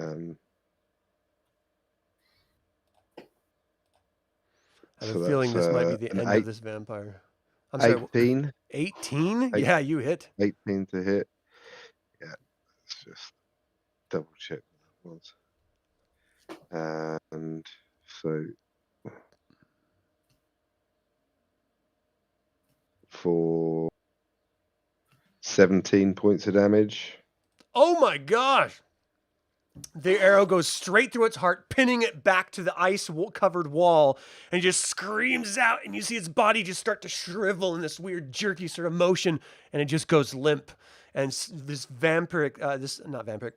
mist sort of swirls around, and it just dissipates. It smells And kind then of like a Save fart. some for me, Kyle. And then he'll take a next shot at the other one. Yeah, sure. So that's a 21 to hit. 21 hits. No, 23. Sorry, 23. 23 doesn't hit, just the 21. All right. And this one does 25 points of damage. Oh my gosh. So this one was doing better than the other one was. You smack it, it sort of bounces off the wall a little bit, just burying these massive fangs in its mouth at you. And then he'll take his last shot at it. And as a 21 to hit. Yeah. And this 14. Oof. Another one, he just sort of smacks against, you hit him dead in the shoulder, right in that rotator cuff area. Yeah, and that'll be. Oh, actually, he has something. He will then make his. Oh yeah, no, that'll be him. Okay. That'll be him. So did you say Eve was next? Yes. You up? Eve is gonna kind of just confidently walk into the room, holding her holy symbol to Chislev, and she's going to say, "May the light take you," and she's gonna blast them with her radiant burst up to 3 times. Whoa. So that's a +9, 40 plus 5. Okay. So is this just an attack strike, or is it like a spell? Yeah, it's an save, or- attack strike. Okay. First, I rolled a 3, so 12. 12 misses. So Ugh. moves to the side with incredible speed, looks back at you, just sort of hisses. Here we go. That's gonna be a 24 to hit. That hits. And that's gonna be 28 radiant damage. Oh my god! Why weren't these guys just doing the job? As this blast from Chislev's divine might strikes it. It's still up though. Is it still... Oh wow. Well, I can do that again. Jesus. Windows. Second is going to be, it hits. It's like a 27 to hit. Oh, yeah.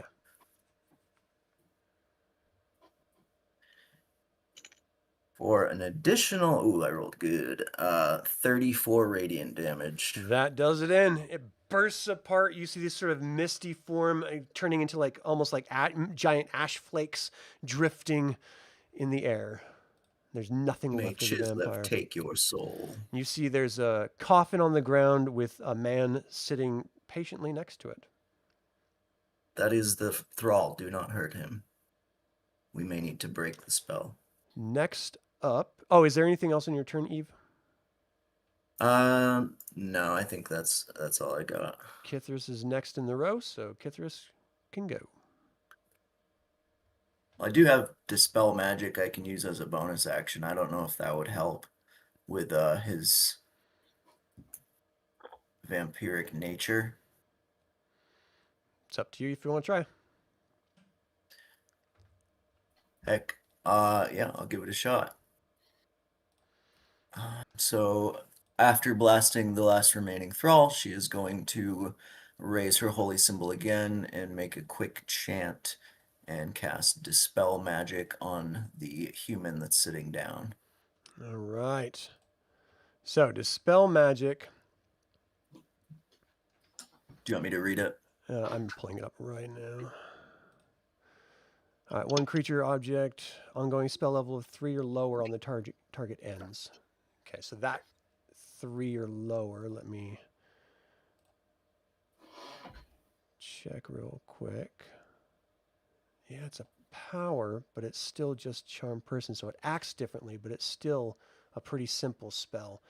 So, Garrick, you feel a sense of oddness as you, it's, like coming out of a fog or something, as you're just sort of like looking around. You don't know how you got here, why you're sitting here next to this coffin, staring at these two people that you've never seen before in this crumbling room. But here you are. What do you do? Eve is just going to be like, your soul walks in the light again, son. I feel the light of Chislev on me.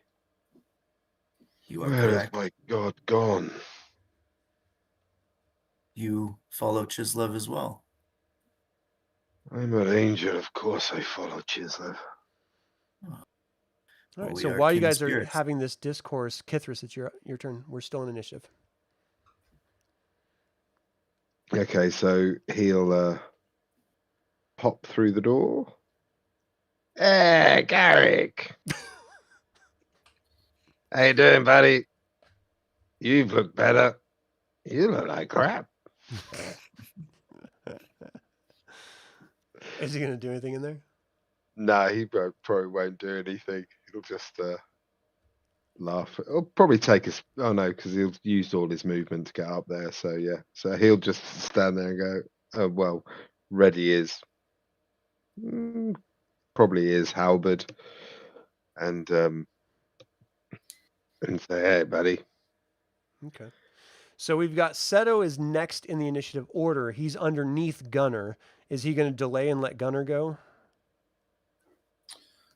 Yeah. I don't think he'll crawl past Gunnar.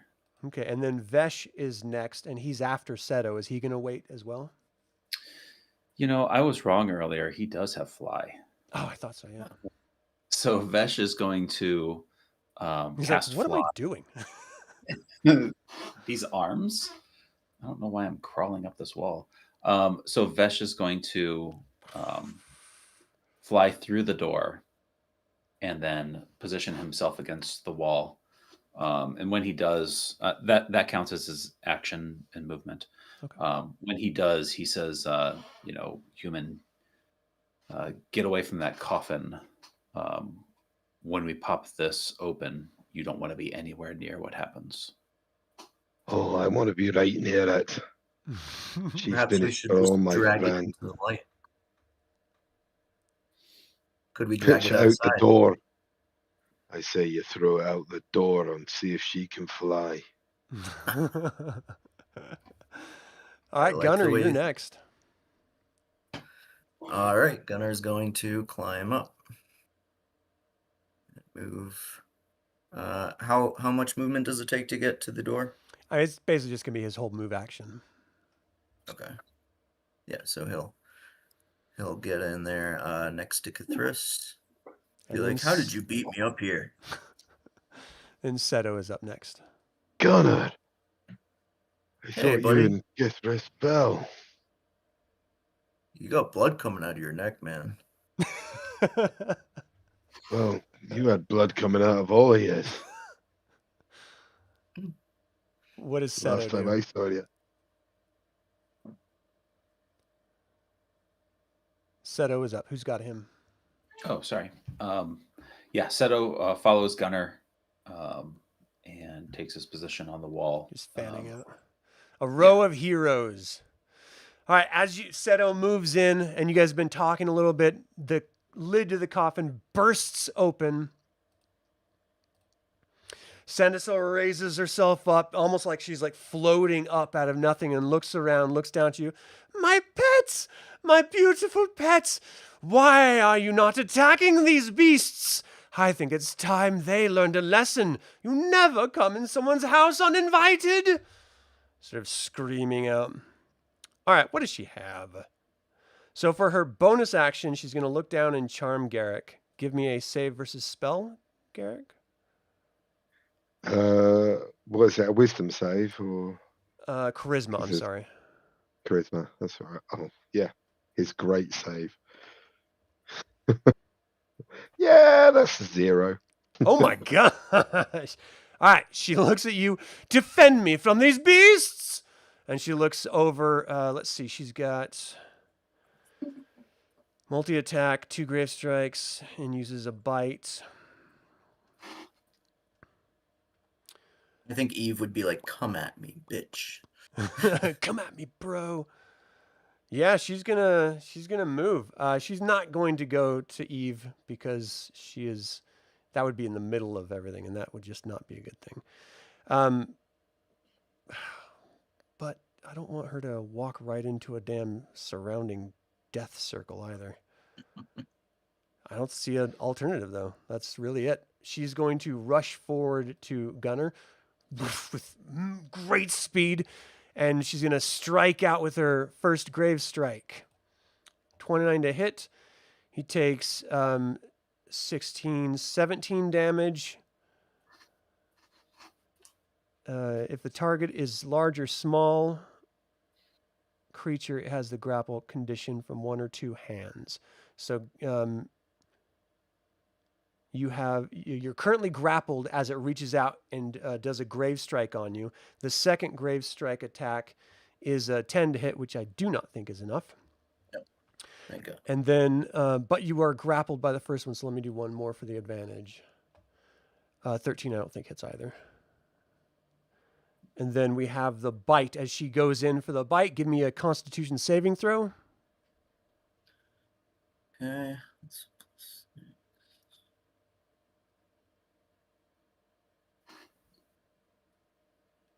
That's going to be a natural 20 plus 6. Whoa! You're good to go. You move yourself back, and she's trying to sink her teeth into you and is unable to. All right, I got that a is steel neck, lady. neck of steel. That is her turn. That means Garrick, you're up. Well, Garrick would probably. I think no, she's. So he'd run alongside her, wouldn't he? He'd run alongside Yeah, she's gonna her, call out to you. Get the cleric. and he'd run straight to the cleric, drawing his crossbow pistol and his scimitar, or his hand crossbow, sorry, and his scimitar, and he would go for a strike with his scimitar, which would be, oh god, nat 20. Oh my gosh. She can spare the hit points. She'll be fine. Yeah. For a massive 13 points of damage. And then he'll shoot her with the hand crossbow for a 28 to hit, Wow. which does 6 points of damage. And his second attack would be with his scimitar again. And that would be 17 to hit That hits. for 6 points of damage. And that would be him. Jeez. All right. Nice job, Garrick. Traitor. Kyle, you're up. No, it's rubbish, isn't it? He's probably doing it with tears in his eyes because it's another. It's basically would be like a high priestess to him. Yeah, Yeah. for sure. So And she he's literally like, is. So it's definitely. so he's just like, you can see in his face, it's strained and it's hating every strike. Do you guys want to take a break now, or do you want to continue with this? I'm open. I'm easy. I have to It's- pee. Let's I'd take a leave- break then. Yeah. Sorry. I'm dying here. Thank you guys for tuning in. We will be right back in, about 10 minutes. See you shortly.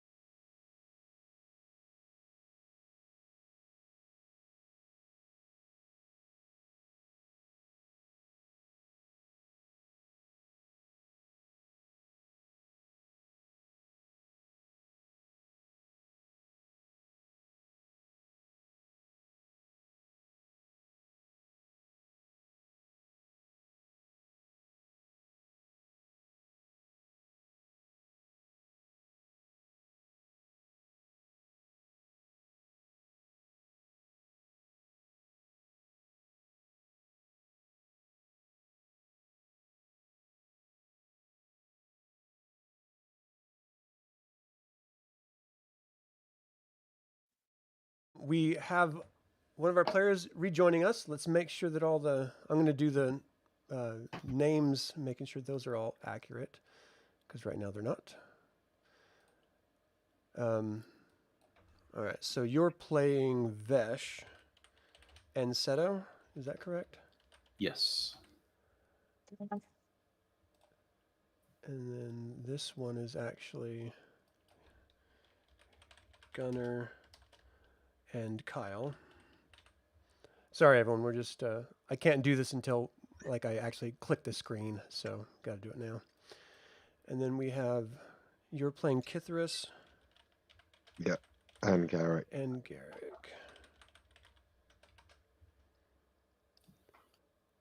And then you're playing Eve. And who else? Just Elemier. I was playing Gunnar, but Eve, okay. All right, cool. Well, Kyle, you are up. We're in the middle of a vampire den attack. Kyle came in and decimated one of them. Eve came in, decimated the other one. Everyone else was climbing in the room. The vampire came out, attacked Gunnar. Gunnar is currently grappled in one hand. Garrick was charmed and moved forward and attacked Eve. Kyle, what do you do? That's you, Chris.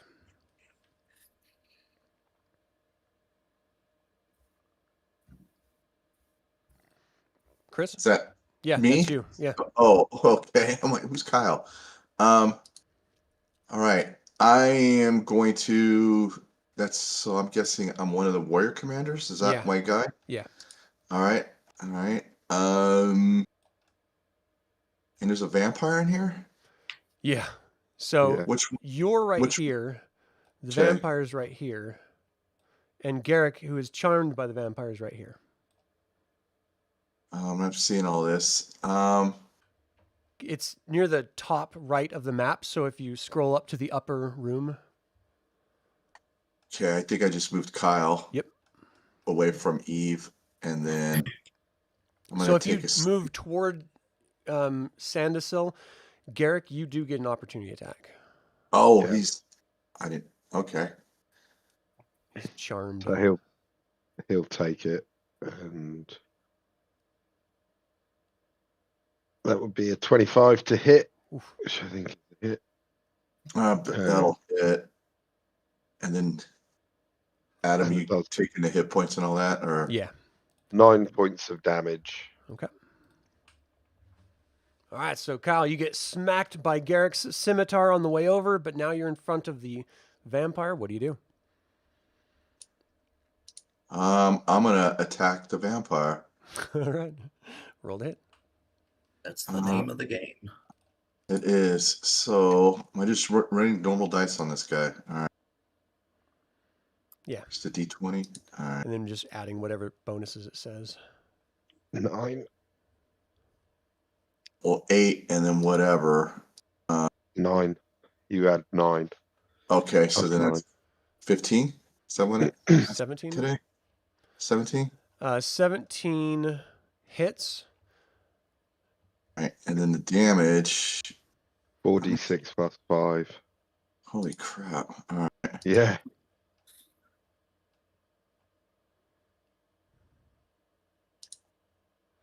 $46 plus 5. Yep. There's 4. Ooh, there's some good rolls in there. 16, 5, 21. 21 damage. Nice. You slash into her for your first attack. I get more, huh? Wonderful. You Well, there's 3 you total. Get 3. Holy crap. This guy gets more attacks than me. What a beast. All right. They were sent to rescue you guys. All right. There's adding the 9, so that's 17 again, I'm guessing. 17 hits. So another hit. How many dice I got? 1, 2, 3, 4. Plus 5. 9, 14. And then last attack. Scream out, ah! You'll pay! Die, you old bat. So there's 9. So that's definitely going to hit if I rolled a 14 off Yeah. there plus 9. So, okay. And then adding another 2, 3, 4 plus 5. 16. 16 more damage. So Take you that, hack you- into her 3 times. She's screaming as you're cutting. Not a lot of blood is coming out, but you'd probably expect that from a vampire. Right after you attack her, she uses her legendary action, and she looks down at you and says, "Grovel, fool!" Give me a save versus charisma. That dude's charisma's at a 14 mod save, a +2. Rolling it. Hang on. I'll add 2 to that shitty. I'm sorry, to that really good roll. So that's Oh, man. Yeah, so you 5. drop down prone on the ground and start groveling against your will. Oh boy. All right, Eve, you're up. All right. Eve is going to, let's see here. Just keep her attention on Garrick, kind of, but also she's going to be like, I forgive you. It's okay. Keep your attention on me. And she's going to raise her hand at the vampire and blast her with her radiant burst. So Our it's, Christ compels you. yeah, And he really There's a- does compel through this. nuclear bomb. All right. That's going to be a 21 to hit That hits. for 4d10 plus 5 damage. Grovel, you fool. Jeez. It's going Just to be rude. 27 radiant damage. I think it cooked her eyebrows off. That vampire don't have any hair left. Screams out as the light of Chislev blasts in her face. Does a 14 hit? No, it does not. All right, so her second blast missed, but her third blast, please be a natural 20. Nah. 20, dirty 20. Dirty It's 20 gonna hits, yeah. be- It's going to be an additional. Come on. Is that really only 11? That's going to be 16 radiant damage. That was a really crappy roll. 16. All right. As her legendary action, she dashes right. Oh, sorry, I moved Gunnar. Right next to you, and she has 1 grave strike attack. Oh, I can also So- do something else on my turn. Oh, go ahead and do that before she moves then. Okay. She's also going to use her holy word. So she speaks this foreign language that just rings like a bell in the room and just like deafens everybody almost. The vampire has to make a wisdom saving throw of 17. Yeah, she makes it 26. Okay. So she takes half damage. That's gonna be 66 divided by 3.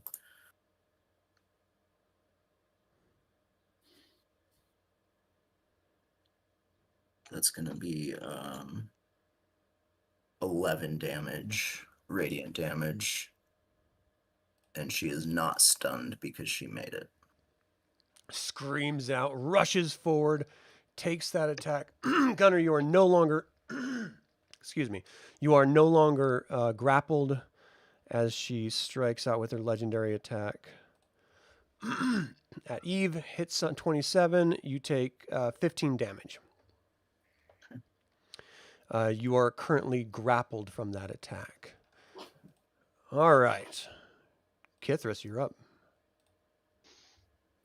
So I think Kithris will, because he's in her threat, he's going to run and try and grapple Garrick. Okay. He's Unarmed strike. going to try and grab him. So what is it? He has +5. You'd have. Where is it? There.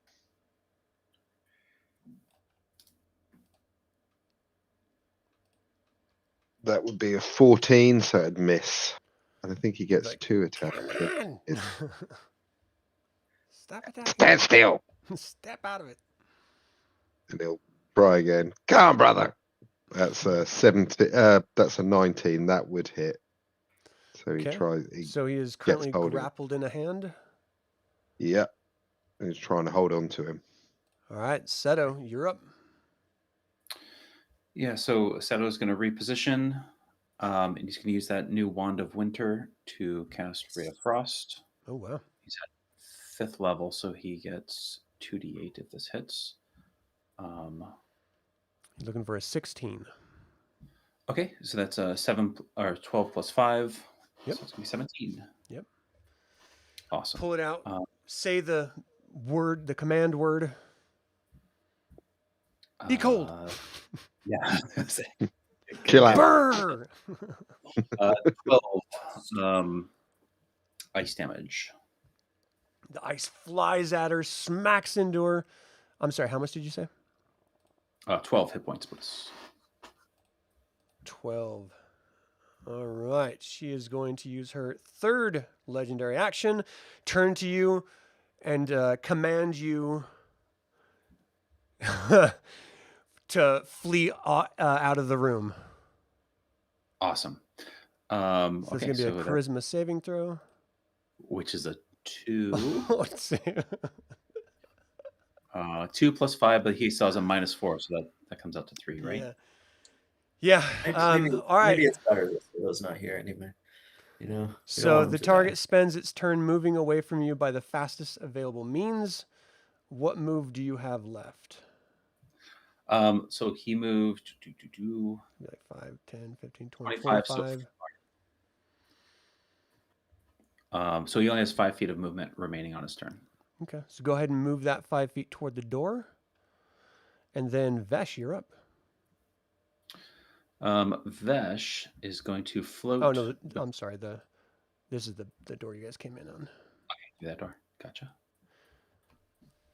Vesh is going to float back a little further, keeping distance, and then is going to unleash. It's a shame that all of you are in this room with me. Otherwise, I would do some turn here. We're going to unleash 3 arcane bursts. So these are each going to be +6 to hit. Nice. First one is a 18 to hit. Hits. Do you want me to do damage each time, or do the 3 attacks? She's close. Cool. So the first one's going to be 10 force damage. Okay. And then the Smacks next into her. She screams out, gripping tighter onto Eve. 19 to hit. 19 hits. That's 13 more force damage. Oof. Garrick! Get them! Save me! And the final one's a 9 to hit. Okay, that one does miss. Hesitated just a touch. She's That's the going end to of my do her last legendary action and tell you to grovel. Give me a charisma check. All right, very good. Natural 20 on the dice. You're like, nah, I'm good. You have no power here. Gunnar, you have power here. What are you going to do? I'm going to whack her over the head with something. Crazy bat lady. So you don't have any rages left, unfortunately. So well, that's what that takes off a D. It takes off damage in a hit, doesn't it? Oh, I don't know. Your character sheet should say that. So if I don't rage, No, it doesn't do it automatically. You have to add that to. Really? I don't think so, at least. I think it does.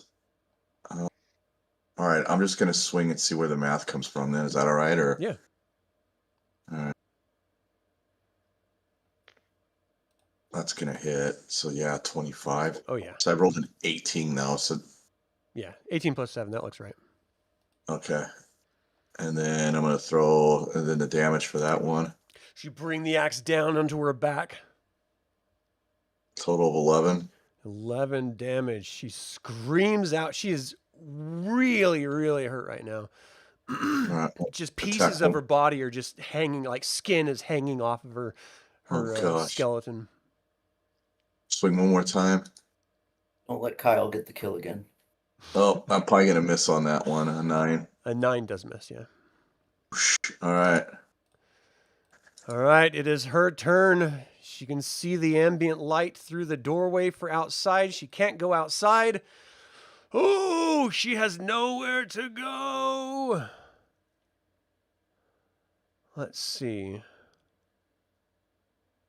There's door light. There's light outside. What's Yeah, you guys, it's been an hour, a little over an hour since you guys were knocked out.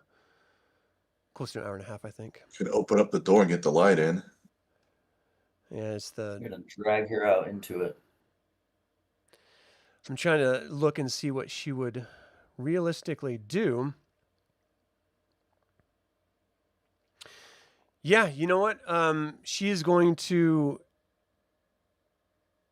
shapeshift into mist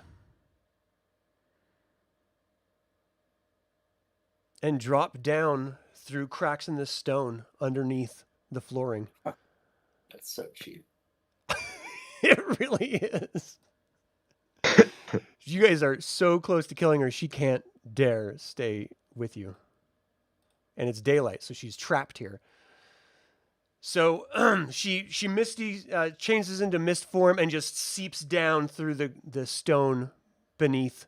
Now, in this room that you guys are sort of looking at, what's that? Can I do a reaction of counterspell on that? It's not a spell. Okay. She's a vampire. She can turn into creatures and mist. So you see that there is Sanderson's coffin resting, and the tower's up a level. The coffin contains blah, blah, blah. There's an ice staircase that hugs one wall, descending a few feet before ending suddenly 50 feet above the rubble below. So That you must be can where the see that... mist went. Yeah, the mist went down into the ground. I'm just going to draw really quick.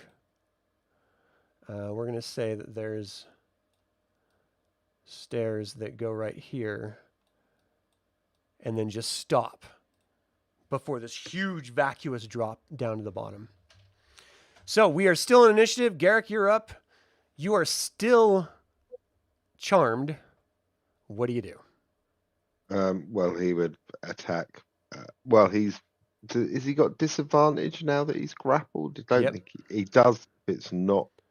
So he would still attack Eve, I would presume. Yeah, that was the last request. Yeah, with disadvantage. So I forgive you, Garrick. That's Eve. So he'll try with that.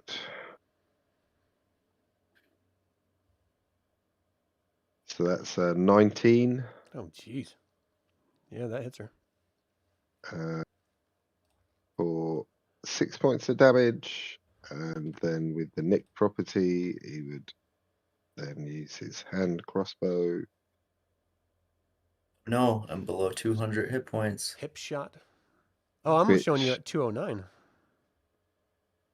I'm showing 194 after that damage. Oh, okay. So then there's an additional 10 points of piercing damage. And I'll just let you handle then it. Yeah. second attack. Oh, sorry. I got that wrong. So it's either a 13 or it says 13, sorry. That'll That probably doesn't be. hit. Yeah. So that's him. All right, Kyle, you're up. Chris, what do you have Kyle do? I'm so not used to hearing Kyle. It's Kyle. That's you, Chris. I'm going to. Oh boy. I think I kind of want to get into that coffin and inspect it. So you walk over. The lid was burst off of it as she flew out of it, and it contains dirt and nothing else. Ugh. Does All right. Eve know anything about vampires? I I'm would sure imagine she they're would. against natural order, right? I'm sure she would. She would be like, "Don't touch the dirt. We must take it and bless it, and it will eliminate her ability to regenerate in the coffin. Okay.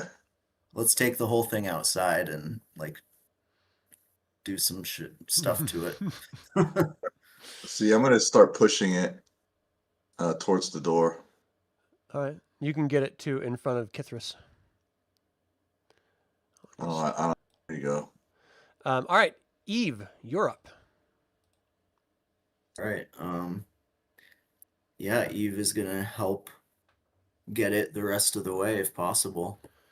So Garrick, you will, if she moves away from your attack range, because I'm sorry, you will. Gunnar, I'm going to have you, pushing that thing. Are you going to move over to the coffin to help her, Eve? Oh, I'm sorry, that was Kyle, not Gunnar. Sorry. Yeah, so I would be stepping over to the coffin to try to pull it. Oh, you're going to try to pull, so you're still within the range. And then Kithris. Kithris will swap positions with Eve and still try and snaggle a cat basically and keep a grapple on him and just try to give him as much disadvantage as possible. Yeah. Okay. Seto, what are you going to do?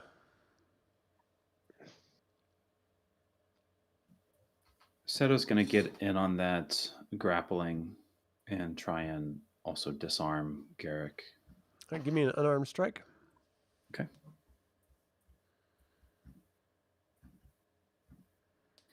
Not good. It's 3 on the dice. Yeah, you're doing your best. Kithris is moving him around, and he's moving around. It's just hard to get a hand on him. Mhm. If you have two unarmed strikes, you can try again. Oh, thank you. Better. That's going to be a... You do have an advantage since he's in grappling, right? Ooh. Okay. Didn't make him. Not great rolls. Stop it. What Not was able the to do total of the 12 one? It was a total of 14. Oh, okay. That, unfortunately not. All right, Vesh, you're up. Oh man. I think Vesh is going to fly down the stairs and How far? see if I'm gonna say 30 feet straight down and see if he could see that mist at all. Does I don't know why I'm asking you because he's a human. He can't see very well in the darkness. Give me a perception check. Let's see if you can pick him out. Pick her out. Got a +4 on this. So it's going to be an 11. Yeah, it's in the darkness. It's really hard. Yeah. And so if I do see any indication of this, I'm holding a fireball. Oh, nice. So you won't be able to, because you already moved and you're searching around. I'm not going to have you do a reaction of casting a spell of a fireball. That would be, your next turn in order to do that. Yeah, understood. Gunnar, you're up. All right. I guess I'm just pushing. I'm just pushing. Oh well, Kyle was the one pushing it, but if Gunnar wants to help as well. Okay. Well, then I'll just open up the door. Yeah, I mean it was pretty much open. So between Eve, Kyle, and Gunnar, you guys can throw the coffin outside if that's what you wanted. There's no landing or balcony, so it's just gonna fall and shatter on the ground. Didn't we want to do something first? Can Eve do some kind of ritual to cleanse the dirt? On your turn, if you tell them to stop moving it, it would take, maybe a 10-minute ritual to do what you need to do. If you have holy water in your back pocket, you could just, sprinkle it. Okay. Yeah, Eve is gonna just say that, stop, bring it to the door into the sunlight and don't throw it yet. Okay. And then Sandesil's turn. Vesh, you now see the mist turns sort of, well, you don't really see it do anything. You just see a little rat sort of crawl up, looking up at you from the very, very bottom of this thing here, of this tower, about 20 feet now below you because you went down 30. Mm-hmm. Do I get the impression that rat is the transformation of this vampire? Yeah, you didn't notice any other animals down there when you were looking just a second ago on your turn. I guess I'm releasing my fireball. So, well, on your turn, you'll be able to release your fireball. I'm just saying what you saw down there. Okay, so Garrick, you're up. Well, he's grappled, so maybe I'll take my action to try and break the grapple. Is Makes probably sense. what. Yeah. Um, So give me a strength check. so, can I use acrobatics? Because Yeah. that would be more. Yeah, it's going to be opposed. So Kithris, give me a strength check. So his is 23, and Kithris's would be that. Oh, so Kithris's would be probably not 23. 12. So he Okay. will break the grapple. Yeah. So that would be his action. And that would be him because he's got no bonus action. All right. He can... Kyle, you're up. Eve has asked you to stop pushing the thing so that she can do something to it. The coffin. Do you wait? Chris?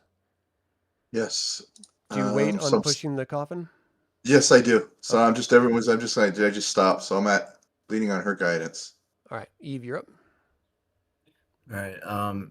Eve is going to take as much time as she needs, knowing that her friends will protect her while doing so, to use some holy oil and call on the light of Chislev to cleanse the befouled soil and provide it so that there's no place that the vampire spirit can go after death to rejuvenate.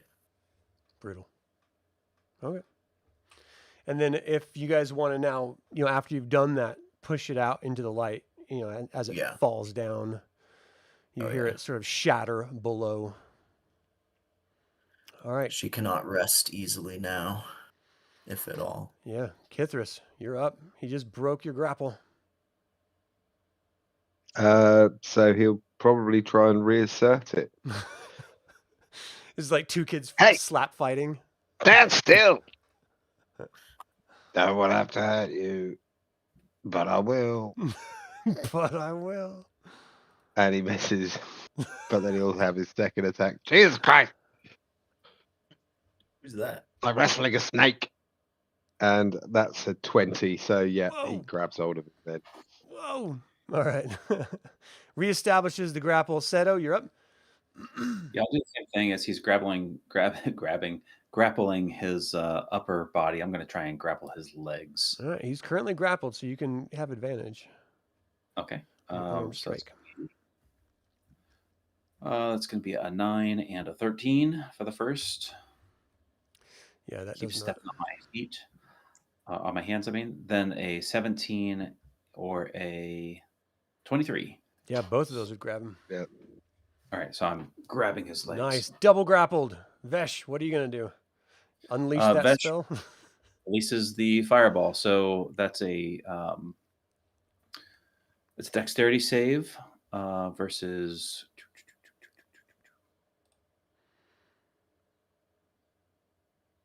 Why can't I not find this on the versus 14? Okay, she is going to use her legendary resistance and choose to make it because she didn't. So it's half damage. Yes, it's 8d6. Oh, I think this might be the end. 26. And you hear this massive explosion at the base of the tower. Everyone that's up top, sort of air comes rushing up out of the stairwell area and pushes itself, smoke and a little bit of dust and debris, out the door into the open air. And Vesh is the only one that hears a little squeak, and that's it of the vampire. She is gone forever. Killed in her lair.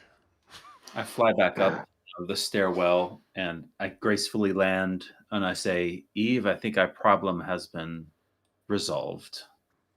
Garrick, I felt her soul passing. What was left of it anyway. Yeah. You don't remember how you were charmed or why these people are like grabbing a hold of you, but you've got two of your companions just hugging you basically. I am so sorry, priestess. I I never meant to harm you. Eve would touch his face and like make eye contact and be like, nothing. It doesn't matter. I'm fine. I can It does. Tell me what you need from me, and it is yours. take worse, trust me. Only to rest and let Chislev heal you. Aye.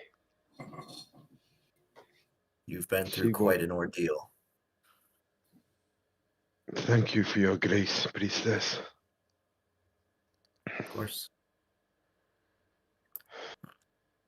Is it Okay. dead? She is gone. Her soul has nowhere to pass or rest and is no more. Let Chislev guide us. Okay. So what do you guys do? You're in this destroyed vampire lair. Look for loot. Let me see. I'm not sure there is any loot here, to be quite honest, but I will let you know.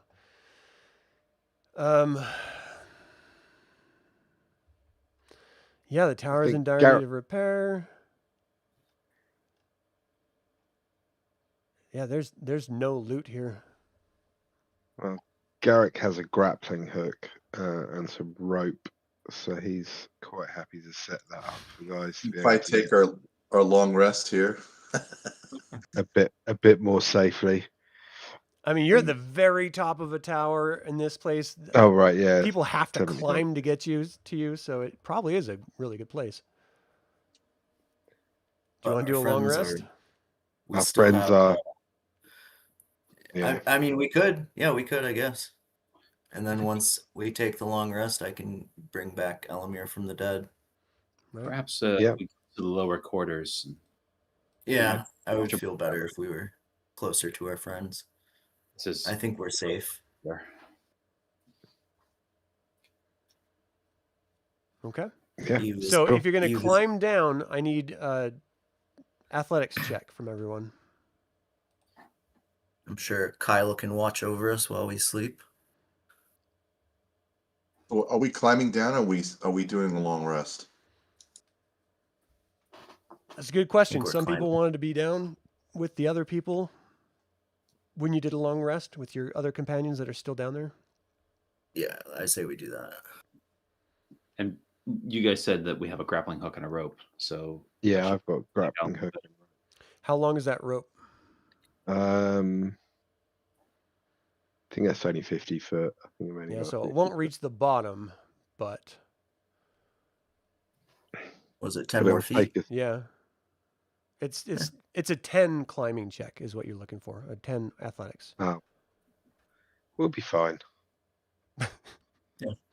Someone rolls a 1. yeah, Seto's gonna go head down, and he Sounds got good. an 11 total. Wait, is that right? Is Well, it- can Seto catch has a us if we minus fall. 4 to everything. That's right. Oh, yeah. So does So he it's gonna be- fall? You said it's athletics. Yeah. He doesn't succeed. So, so he starts to fall. I'm going to give you a 1 chance to grab a hold of the wall with a dex check. Okay.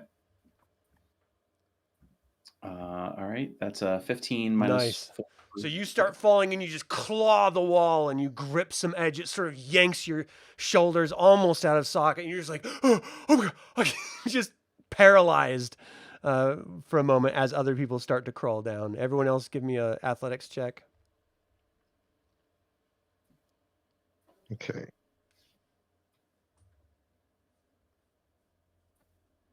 Nice. That's a 12 from Garrick. 15. Nice. Gunnar? I think I did with the natural 20. Oh, sweet. And then Kyle? Oh, this rest.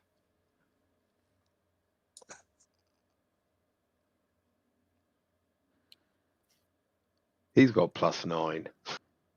Come on.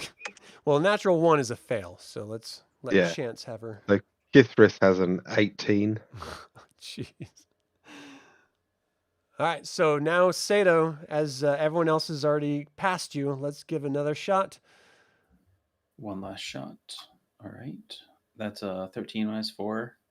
But he has the dexterity. Well, we said that's athletics, so it's -1 again. That's another failure. Okay, so you already started halfway down, we'll say, when you caught yourself. So I'm going to do You 2d6. fallen. Sorry. You take 10 damage as you fall down to the ground and sort of hit and land a little hard. Wind is knocked out of you. You're just like... Yeah, I would heal you, but I'm all out. I think I'll manage. We should tell Plagothcus that his vampire issue is dealt with before we go down. So you do actually now start seeing ogres moving around in the daylight. The wind is a little bit rougher today. It's pushing away most of the clouds that you guys were dealing with at this elevation as it was, slowly and steadily moving southeast. But the wind is just really rough and brutal, kicking up little tiny ice shards and snow particles, obscuring a little bit of your vision. But you're seeing ogres moving about. As you sort of rush forward, this ogre starts to move toward you and lifts up its massive club. What you do here? Hail Blagothcus. Carry on. And he sort of moves aside. Okay, Right, so where you going? we'll head go back to tell the them. room where our friends are, or tell Blagothcus. Well, if you go up to Telbagothcus, he's, you're eventually led into his inner chamber, and he's just sort of sitting there. It looks like he's eating some sort of massive, like meat on a massive bone, almost like like a giant ham or something from like a mammoth. Just this massive hunk of food. And he sort of like tears off a tendony piece, and it sort of slaps on his face, grease dripping around. What happened? You look live. Standison is dead. Good. Now the dragon.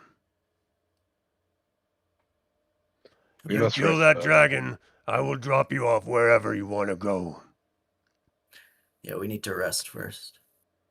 I think you have earned it. Very well, we'll be in the ground floor. You have free reign. Know that the kobolds in the kitchen, they are serving us. My own griffin is making sure they stay in line. They will be sending food to the dragon regularly. Perhaps you can talk with them when you're ready to go down. Okay. Good. Ambient sleeping pills and that food for the dragon. I'm going to move all of you guys down to the other. We need a draft of eternal sleep. Yes. Carl can do that with his two-handed sword. All right, so you guys get in the room. Nothing seems to have bothered you. The day is, bright. The air is sort of fresh and sweet. You know that there's no other active cultists in this entire citadel. Only the kobolds that are technically a part of them, but right now are sort of under the control of Blagothcus. You guys have free reign to move around, do kind of whatever you want on this level. Long rest. I want to sleep. Just rack out, push Elemier's body off the bed and just lay down. He doesn't need to be comfortable. I'll sleep on the floor. I'm a ranger. How kind of you. All right. Yeah, you guys can take your long rest. Go ahead and adjust what you need to adjust. Is there anything I need to adjust for a player? If you could give Kithris his long rest, that would be great. So I could see what he's got. Yeah. Same thing with Seto, please. Okay. Eve. I'll just say that Eve is healed and has all of her spells, though. Yeah. So take long rest. You've completed a long rest. Relevant abilities have been reset for Kithris. Now, Excellent. Seto. And whoever was raised would get that -1 to their Yeah, Seto has a -4. -3 now. Yeah. I think all exhaustion should be gone too. Seto's good. Yeah, I think you're right. And then, see, Kithris, Seto, who else needed it? Garrick, you're good?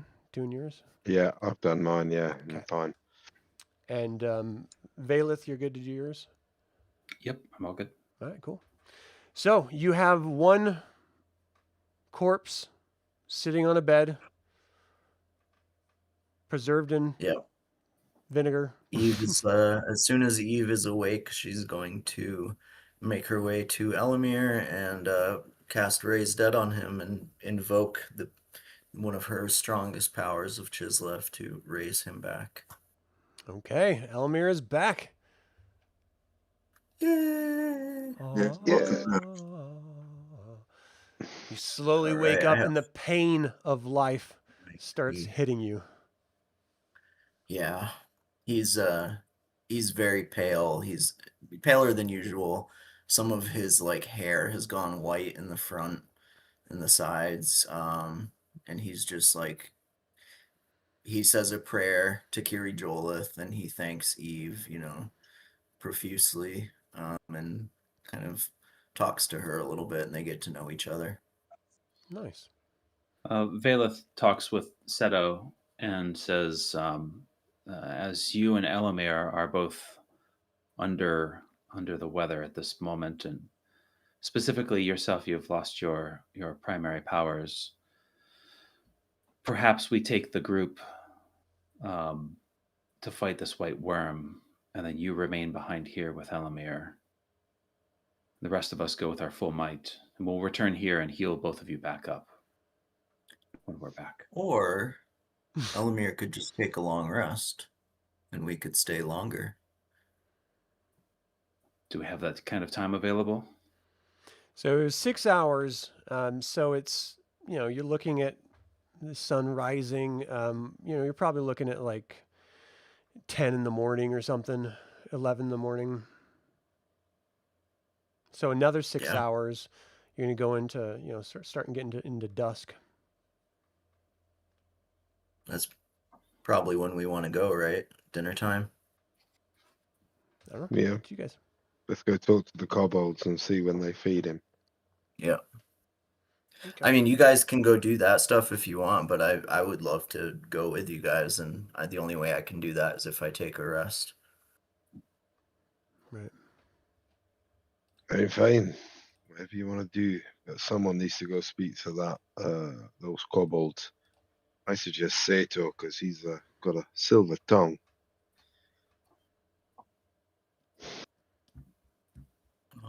You want to do that, Seto? Sure, yeah, as you wish. Do you remember where the kobolds were? I do. They were in the kitchens, which is at the bottom of the map, near the stairs up. That's where they were. Elemier's not missing out on dragon experience.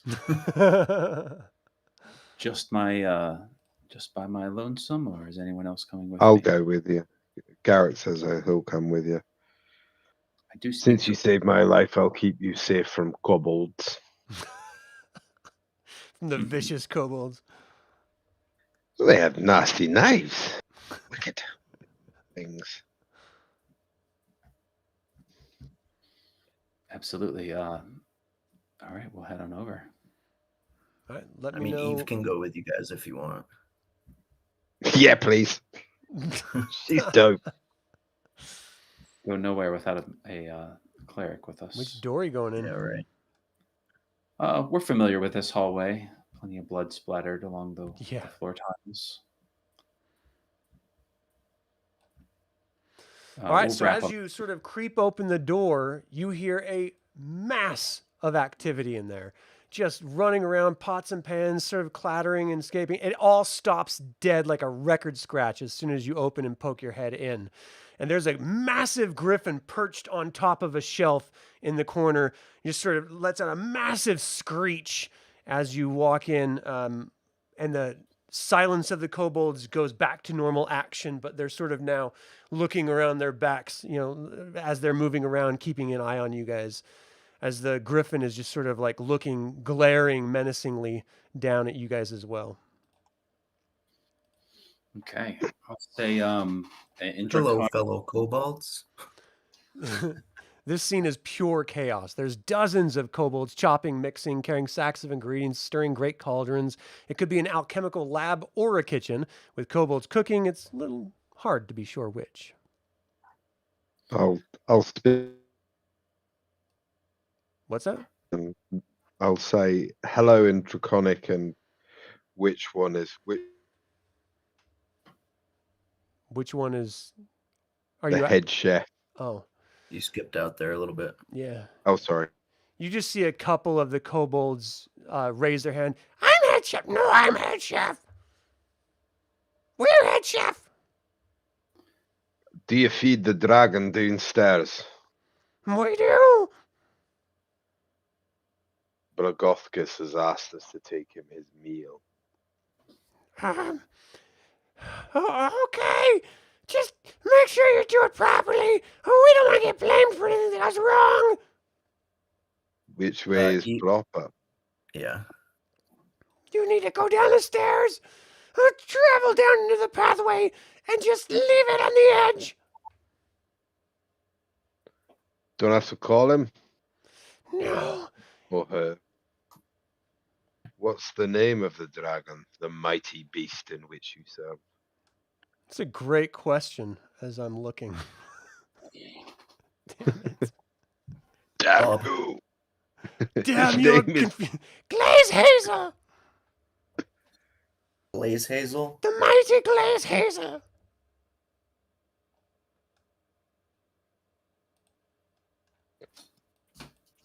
The mighty.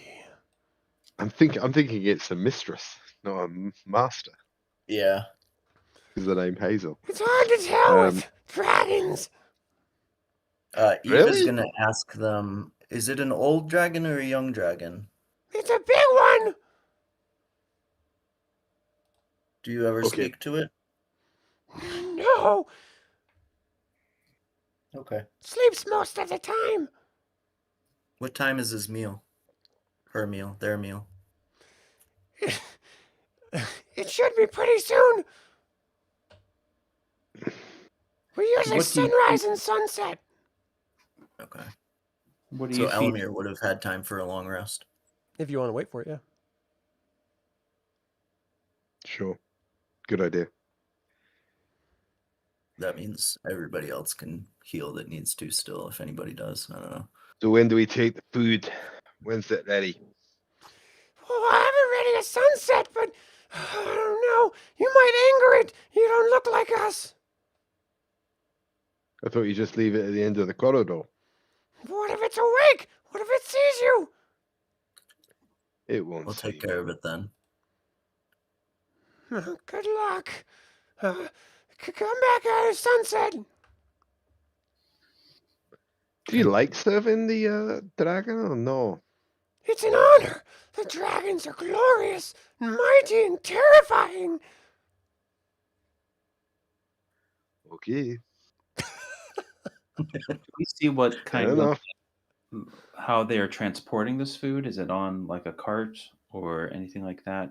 It How looks big like is there's like the really large plates that they're sort of slowly filling up as they're cooking. Mhm. Like 3 of them. Well, we'll go get our friends and we'll transport it in for you. Okay. Okay. So All right.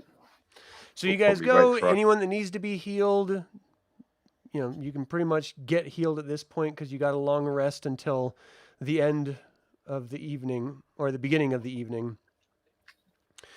Yeah, I mean, the reality is you're just gonna have to pick up the massive plates, probably 2 people per.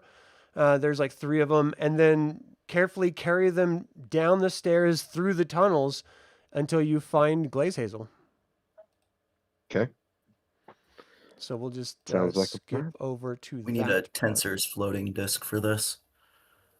It'd be handy. Does anyone have one? Yeah, 'Cause I that would doubt be it. very but- helpful. All right, I'm moving you guys to outside of the lair. So if you go to the left side of the page in the ice tunnels, you should see this stairway. If you zoom out, I'm circling the area. Yeah. Yep. Okay. So you see a tunnel going to the north and south. What direction do you want to head? Do you want me, guys? Do you want me to go first? Because I can be sneaky and quiet. Yeah, that might be a good idea. And okay, I'll go to the right. Oh, I'm sorry. It's the north or south. So it's going to be from the stairway going north up this Oh, hallway right. or south down this I hallway. see. I see. Oh, I see what you're saying. Okay, I'll head up towards the north. Okay. As you're moving up the tunnel itself, it's like walls of blue ice, and they're partially transparent, revealing various things embedded in the ice all around. You're seeing random little coins here and there. Sometimes you'll see a helmet, livestock. You see handfuls of kobolds and ogres sort of frozen in these ice tunnels. You see that frost coats the tunnel floors and crunches underneath your feet as you're moving around. Garrick, as you're sort of moving up, you see that there's a thin passage that slides down to your right. Okay, I'll take a look down there and see. Well, I've got 60 foot worth of. It looks like it opens up Dark into a large landing of sorts. Okay. I will. Okay. And there's right. probably another tunnel sort of breaking off from it. Okay. I'll head back down and have a little look to the south and see where that sort of heads. Okay. Looks like it's Okay. arcing around. All right. Now I'll head back to the party and tell them what I've seen so far. If they want to make their way in and decide where we want to go, I'll say that there's the large, looks like a large room, or Right. we can head straight north or south. Okay. What do you guys do? Let's go. Which way do you want me to go? Let's try going south first. Okay. I'll head back and go towards the south. All right, you guys are slowly moving south. The tunnel itself is inclining up higher and higher as you're walking. The ice itself, you're seeing that transparent walls with the different creatures sort of frozen. You see like a leg of a lamb and, little coins here and there, all around, bodies of stuff. As it continues to arc upward, pretty dramatically, you figure you've probably climbed like 40 feet from when you started. It opens up into another large tunnel that Okay. goes east and west. Well, I'll have a look down both corridors and Which one do you want to See do what- first? So if we go west, it will meet up with that other one. okay. Well, I'll have a look west and let's be a bit more Okay. You see completion. it splits and heads down in almost a very steep arc downward. And there's also a pathway curving around some more. I'll continue on this path curving round. It seems to Mm. meet up with a landing that you saw earlier as it arcs downward. Should we check it out? Yeah, sure.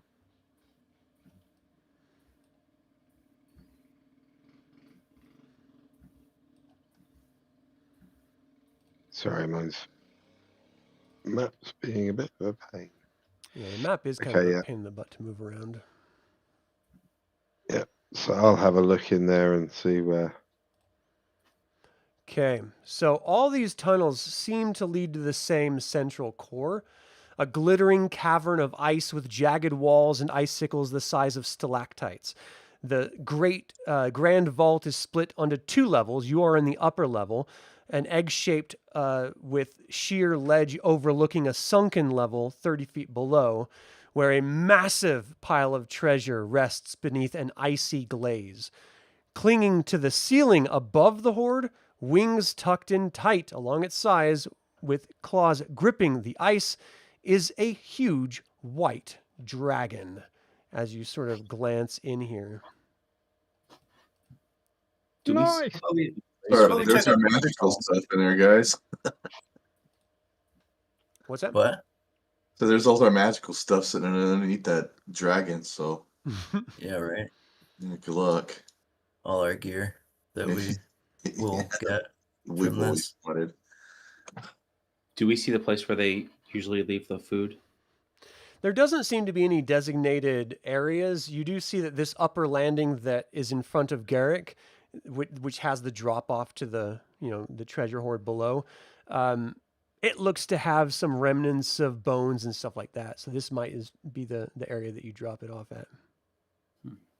Elemier's like, I think I see a +3 Holy Avenger in there. It's like sticking out. It's nice. That's a tag. Do you all think we should drop the food here and then split up into several different tunnels? That might be wise. Yeah. Hmm, Garrick will say maybe we should take the tunnel to the north, the original tunnel to the north. That might head us straight to it. Mm-hmm. Well, Davis. and it would be good to know where the one to the east goes as well. Just in case, so we're not flanked. Good call. Let's see what we can see first. All right, where are you going to go next? Well, I'll head towards the east. See Looks where like it that curves. You feel wind rushing in pretty strongly as it opens up into a tunnel leading outside the citadel. that's its exit route. It seems. Is Well, that right? I'll- Like, it seems like this is where it would come in and go out. It's hard to tell. It's definitely an entrance. So no matter what, let it exit. I would like to have Eve just get to the edge to see what she can see. You see clouds below you and land underneath that. You're at the edge of the citadel. I'll search around the area if I can see claw marks or where a dragon Yeah, there's might marks pass. everywhere in Yeah. here. It seems like the ice is sort of coating everything over that, as if, there's just been a fresh coat of ice thrown over everything. It looks like this is the way it leaves. Let's just check that little tunnel. Is that steeply going down, isn't it? It is, yeah. It's like a little slide. Okay. And can I see sort of where it heads? Oh, right, I see. 8. Right, do you want to check out the tunnel to the north, guys? Or Yeah, we should. Okay. I'll just have Eve go with Garrick this whole time. All right. he'll head towards the north? So you see that the cavern to the left increases in height dramatically, and it opens up directly in front of you to the treasure hoard. Right. And the tunnel to my left heads Increases up in height, elevation. All right. Well, we'll check it out a bit further. You hear and the see if whistling of wind, and then you see the opening of sort of dusk, as this is a much larger opening in the side of the flying citadel. Right. Let's go back to the party. Or Yeah, we should have a couple of these areas covered, I would say. I would say that the close range fighters want to head straight. They're going to get much closer this way, aren't they? To the north. And they're not going to have to worry about a drop down. Anyone that's Right. more range could probably go up in this sort of central area that was raised above it. Talking about where Elemier is, like going up that way. Yeah, like up this way, then they'll be on the same plane as the dragon, roughly, if it decides to fly. But the anyone who's close range, that would be the best call for them, I would think. Yeah. So Kyle, probably Gunnar. Kithris. Gunnar, Kithris, Elemier. Is it clerics with the melee group? Or do we want to split us up? My cleric is going to be doing radiant bursts. So I would probably want to go like over here somewhere. I'll go in with the front line. Valeth will go in with the front line. I mean, you hear this sort of my rumbling healing sound. is very limited. Like I can't do much healing at all. And a voice echoes throughout the cavern. I am hungry. Bring me my food. I can hear you, worms. Let's get the food and let's get close. Yep. So who's delivering the food? Remember, it takes 2 people to carry each tray. Gunnar, Kyle, Elemier, Kithris. Maybe Kithris could be like at the front, kind of like, hey, like I'm Draconian, kind of, don't kill me. Maybe Seto, and if Valeth wants to do it, or Garrick can do it, I'm not bothered. I can speak Draconic as well. So yeah, Elemier can as well. Valeth can speak Draconic. It's spoken, common, right just then. Oh, okay. Where's Vesh and Seto gonna be? Because they're like long range. Well, Vesh is long range caster. I don't know about Seto anymore. Yeah, I was thinking about taking them in off on this lower level. Over to the I would right. say Seto should probably just hide because the Wand of Frost isn't going to do anything against a white dragon. Yeah, but don't forget he's got Eldritch Blasts, and he's also got his close range pack. Yeah, his magic isn't working. He's got no magic, has he? Yeah, no, he needs to stay far away. Yeah. All right. So yeah, I was taking Veshin through the lower level. So who's delivering the food? Because you're gonna have to walk out. I'll go with. I'll go. Garrick should stay with maybe Eve for long range. I don't know, maybe. But he's good. He's good in close range. He gets 3 attacks. Oh, okay. Okay. Yeah, Elemier will take some. Probably Kyle and Gunnar, and Garrick and Valeth. Maybe Valeth could stay back a little too, just so that we have a healer on. But we need 2 people to carry the plow, and there's 3. Oh, I see. Okay. Valeth will. So we need 6 to go in. All right, so put yourselves, whatever pair is bringing the 3 plates, I need the 3 pairs to walk down to that upper level to drop them off. Well, this is the order that we've got in the hall. Okay, so this is where you guys saw that they left the food. Oh, right. The remnants of bones and stuff. So I'll need you to move your characters down there.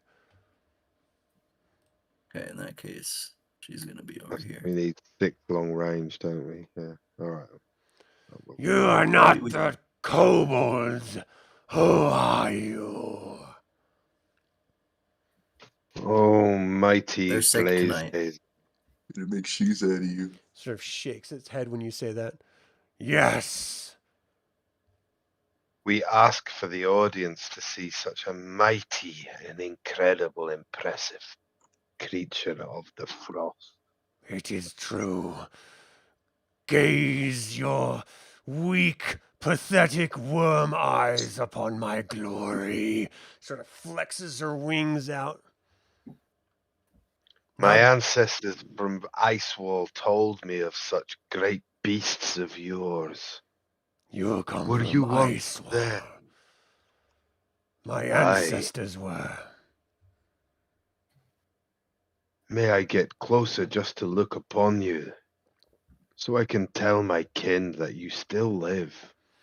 Let's add a sort of almost like a purr, but it's like a low rumbling roar. Drop the food. Your flattery gets you your life. Let's drop Okay, the well, food. I'll drop the food. Now leave. Let's leave. I As say you we leave. let her eat and then we ambush her. Yep. Okay, I'll head back out. So what you're starting to notice when she first said she could hear you, you guys are now hearing, especially the people wearing armor, echoes of every footstep in this ice hallway. It's almost as if it was primed to resonate sound. It is just bouncing back at you every move. Anytime your scabbard slaps your leg, it's just like this little clack, clack, clack, clack, clack, clack, clack, sort of echoing. So you're definitely knowing that you're not being stealthy at all. Like your presence is definitely alerting anyone in this area, meaning any of Okay. these tunnels. So go ahead and move yourselves where you want to move. Is Kyle and Kithris going to stay there? Oh no, Kithris will head out to here. I Well, don't. And we Chris, could- what about Kyle? Is he going to stay there? No. Is Eve going to be right there? Yeah. You're this sort of He'll see you. booming voice. I can see you.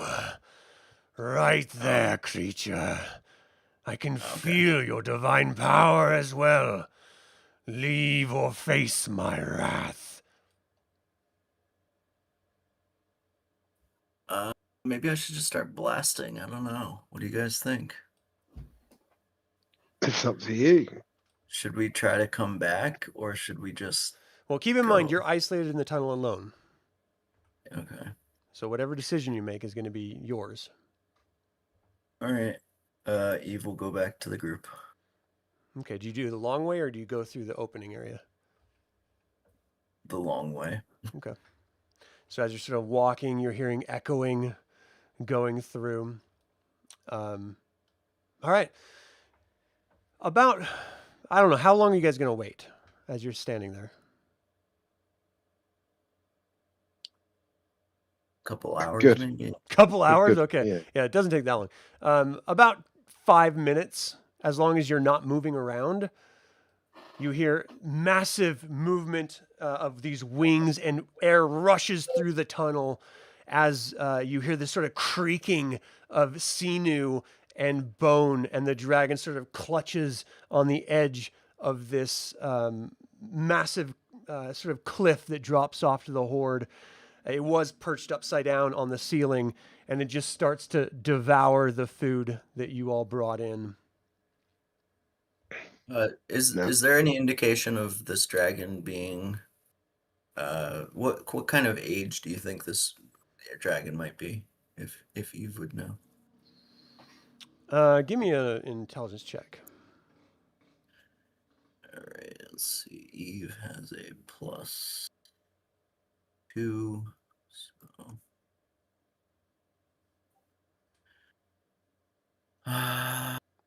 that was almost a nat 20. 4. Yeah, with these ancient creatures, it's really hard to tell age. You just know it's very big. Okay. I think now's the time. It's eating. That's the plan.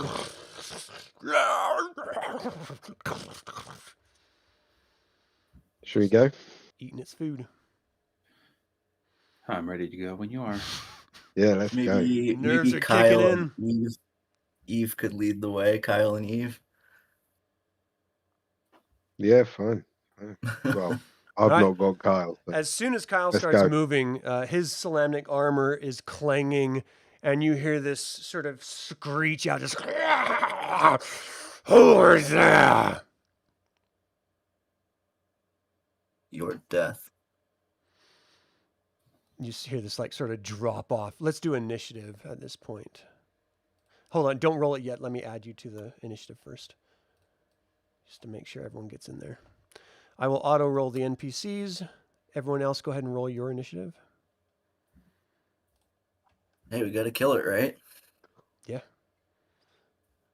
Or make a bargain with it, or have Yeah. a tickle fight. I don't know. Seto, what do you want to do? What's your initiative? I'm sorry. Seto's initiative. He's got a -3 now. Okay, so that's going to be 7. Elemier's got a -4, so 7 for Elemier. Well, I did I mean, take for a Seto. long rest. So -3 then, yeah. Yeah, so 9. 9. All right, and Garrick, you have a 10. 10, and Kithris has a 4. Whoa. Gunnar got an 18. Gunnar got an 18. Thank you. 19. Oh no, sorry, A 19. Kithris has a 7. Sorry. Kithris has a 7. All right, here we Yeah. go. First up Bailiff. is Glaze Hazel. My We doom. Yeah. Doom. You just hear this wind of wings beating, and it flies around, peeks through, and just breathes its breath weapon through the hallway. This massive, cold, colder than you've ever felt in your bones before, swirls all around you. All right, Constitution saving throws. So let's start with Gunnar. Everybody around me gets a +2. What's the range on that? On 10 Elemier? feet. 10, so 5, 10. So Gunnar won't be able to get it, but everyone else will. So Gunnar, what was your Constitution saving throw? I got a +6. I'm rolling now. Cool. I'm gonna roll high for once. Oh, I think I got it. 23. 23 is good. So you take half damage. That's 27 is half damage. So 27 cold just bursts down the hallway, swirling around you all. Now, Valeth, your Constitution saving throw, you get the bonus from Elemier. Yeah, so that's a total of 10 after the bonus. Oh, shit. So you take 54 cold damage. Beautiful. Kyle, you're up. Constitution saving throw.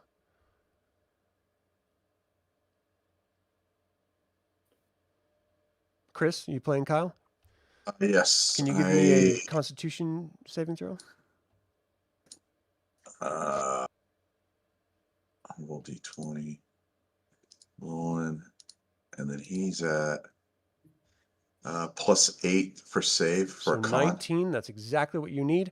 You take 27 damage from cold. Are you keeping track on that one? Because I just I have will. what's in. Yeah. Thank you. So he had 161 originally, I think, and he's back to that. So let me fix that real quick. All right, so you take, what was it, 27 damage? Okay. And then Kithris. Oh, sorry, Kithris. He's what's his con? +5, so that'll be +7.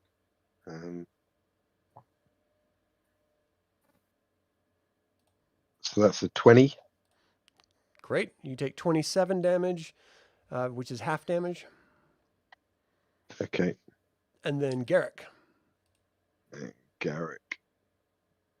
He has it's an additional +2 on top. Oh, he fails, of course. Oh, shit. He takes 54 cold damage. Yeah. Elemier, you're up. Elemier got an 8.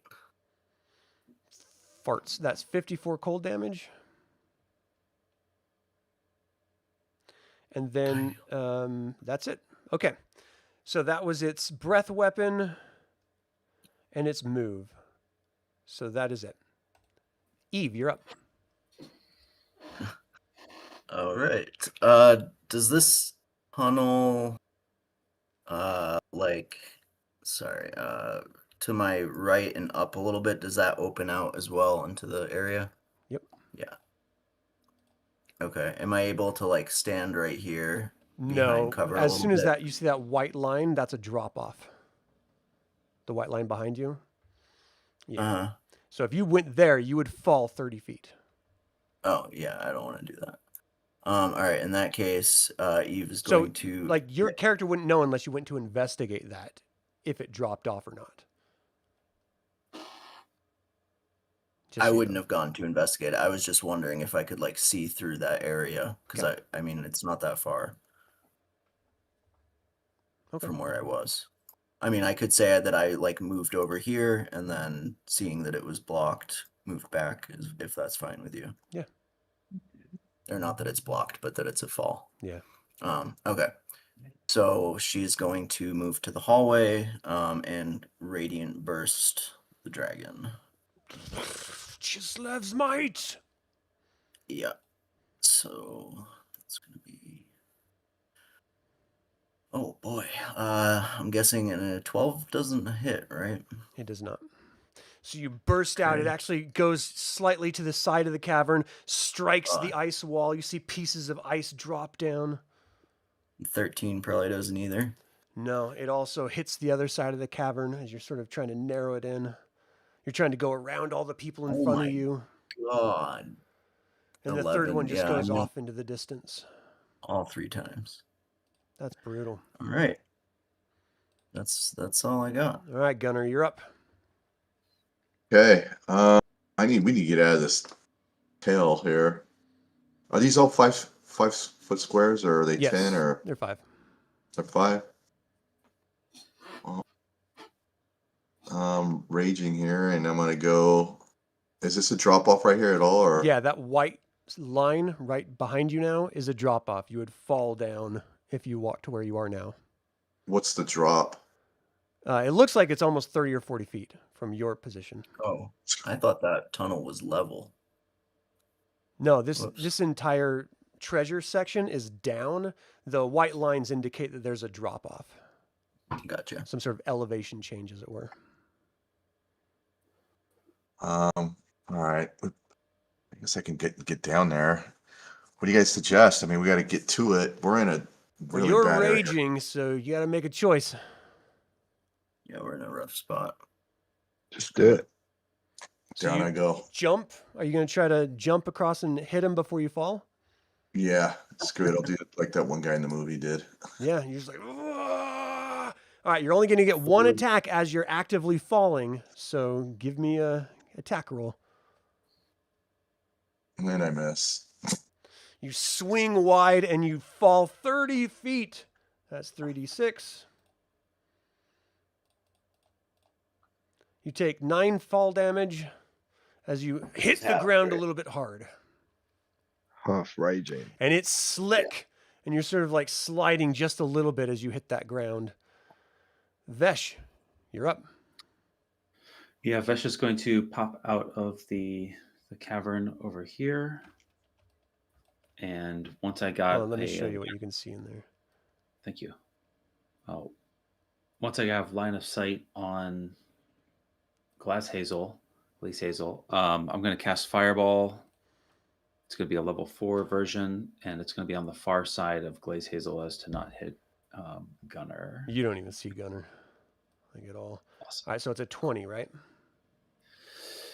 Yeah, And you said 20 you're doing foot. it the far side to catch her?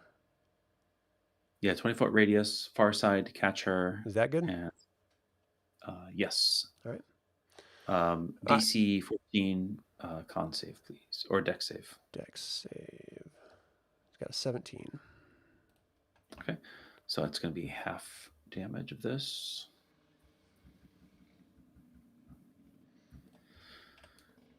Half damage of 33. Ball of fire flies over your head, Gunnar, and explodes against the far ice wall. Ice bursts apart from the wall, dropping down. Sort of little crystal shards fly everywhere, and you hear this roar that shakes the cavern. Everyone feels it shaking as Glaze Hazel screams out, "Roar! Who dares?" Sort of like turns its massive head towards you, Vesh. And I'm sorry, how much damage was that again? 33. 30. Then half That was that. half? No, I did not have it. Oh, gotcha. Yeah, so so- 16. Yeah. Nice. Okay. It's going to use a legendary action after that. Oh, that's only going to hurt him. Yeah, it'll use its frightful presence. Let me see the range on this. 30 feet from itself. Oh man, unfortunately, only Gunnar is going to be effective. So give me a charisma saving throw, Gunnar. Wonderful. All right.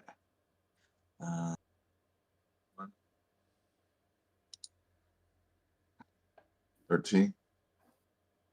You needed a 14, so you immediately drop your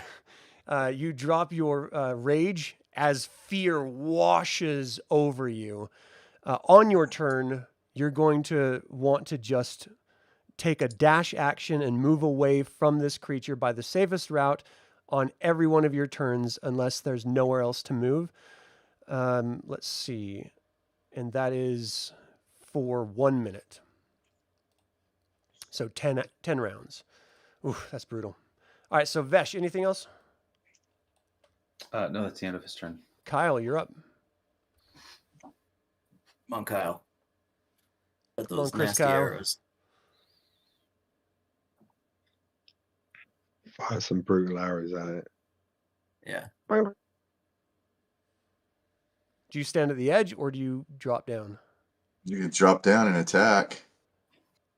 Just letting you know, you can stand at the edge and attack. You drop down, you're going to take damage.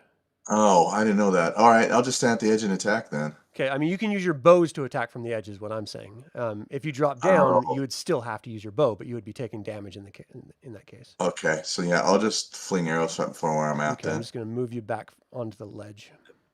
That was really good. All right, go ahead. I'm roll my d20. So I'm switching between two screens with this other one too. Yeah. Yeah, pain. First Spent a whole night, man. 17, and then with the added modifiers with the bow attack. 26. 17 plus one more would hit, so. That's Okay. not. He gets +9, doesn't he? Yes. Yeah, so it's like a 26. So you hit? So it's 3d8 plus 5 piercing damage. Yeah, it's insane. All right. These up. Just takes a deep breath, aims right at his face. There's 10 plus the 5, so 15. Nice. And I get 3 attacks. Yep. Screams out. The whole cavern shaking. Your ears feel like they're going to burst from the sound. Plus 8 plus, was it the 9? 9, that's 16, right? Or 17. So Does that's that no, 18 is what you're looking for. Okay, so I'll 17 roll misses. again. Oh, natural 20. Oh, whoa. All That's right. gonna be brutal. So not bonus, but damage is doubled. Okay, so how many am I rolling now? If I had, was it 3d8? Yeah. 68 plus 6d, like a fireball in an arrow. +5. Yeah. All right, plus whatever. So that's 32. Is yes. that right? Sounds right. But 32 plus 5. damage. That's brutal. It screams. Its wings are just beaten. Wind is rushing up, throwing little shards of ice everywhere. Nicely done, Kyle. Anything else? I think that's it. Garrick, you're up. Okay, Garrick is thinking that maybe discretion. He's gonna walk down to there, spending his action. He's going to cast Cure Wounds on himself Nice. at 2nd level because he's nearly done. Oh no. So, Valeth is at 0? I just noticed that. the bad. I didn't notice that. And for his bonus action, he's also going to use his second wind, and some more. Okay, so that'll be him. All right. Valeth, can I get a death saving throw? And everyone in front or behind Valeth sees him laying on the ground, covered in shards of ice and blood. Ooh, I think that's a failure. Oh, wait, did The it first fail. Elemier, you're up. No, wait, All did right, that? Elemier is He's going to dump all of his lay on hands into himself. So that's 35. Because he's down to 6. And then he is going to rush over to Valeth. Kind of like right here. And he's going to cast a 2nd level Cure Wounds. Oh, nice. So Sword of Justice, heal this man. That's going to be 24 HP. Thank you so much. And let's see. I think after that he's going to I don't know what to do, man. He's gonna just stay where he is, I guess. If you have movement, I would just keep in mind that Glaze Hazel can recharge his breath weapon. Yeah, no, I know. Yeah, he is going to rush into this hallway, actually. Okay. Kithris, you're up. I did not take Kithris's hit points down. Is someone tracking those? Oh, sorry. Yeah. No. Yeah, I have got Kithris's hit point already. So Kithris will unload a breath weapon at him. So in a 30-foot line. So can he get a shot off without hitting Kyle? I can't imagine how you would. It's 5 feet wide, I think. So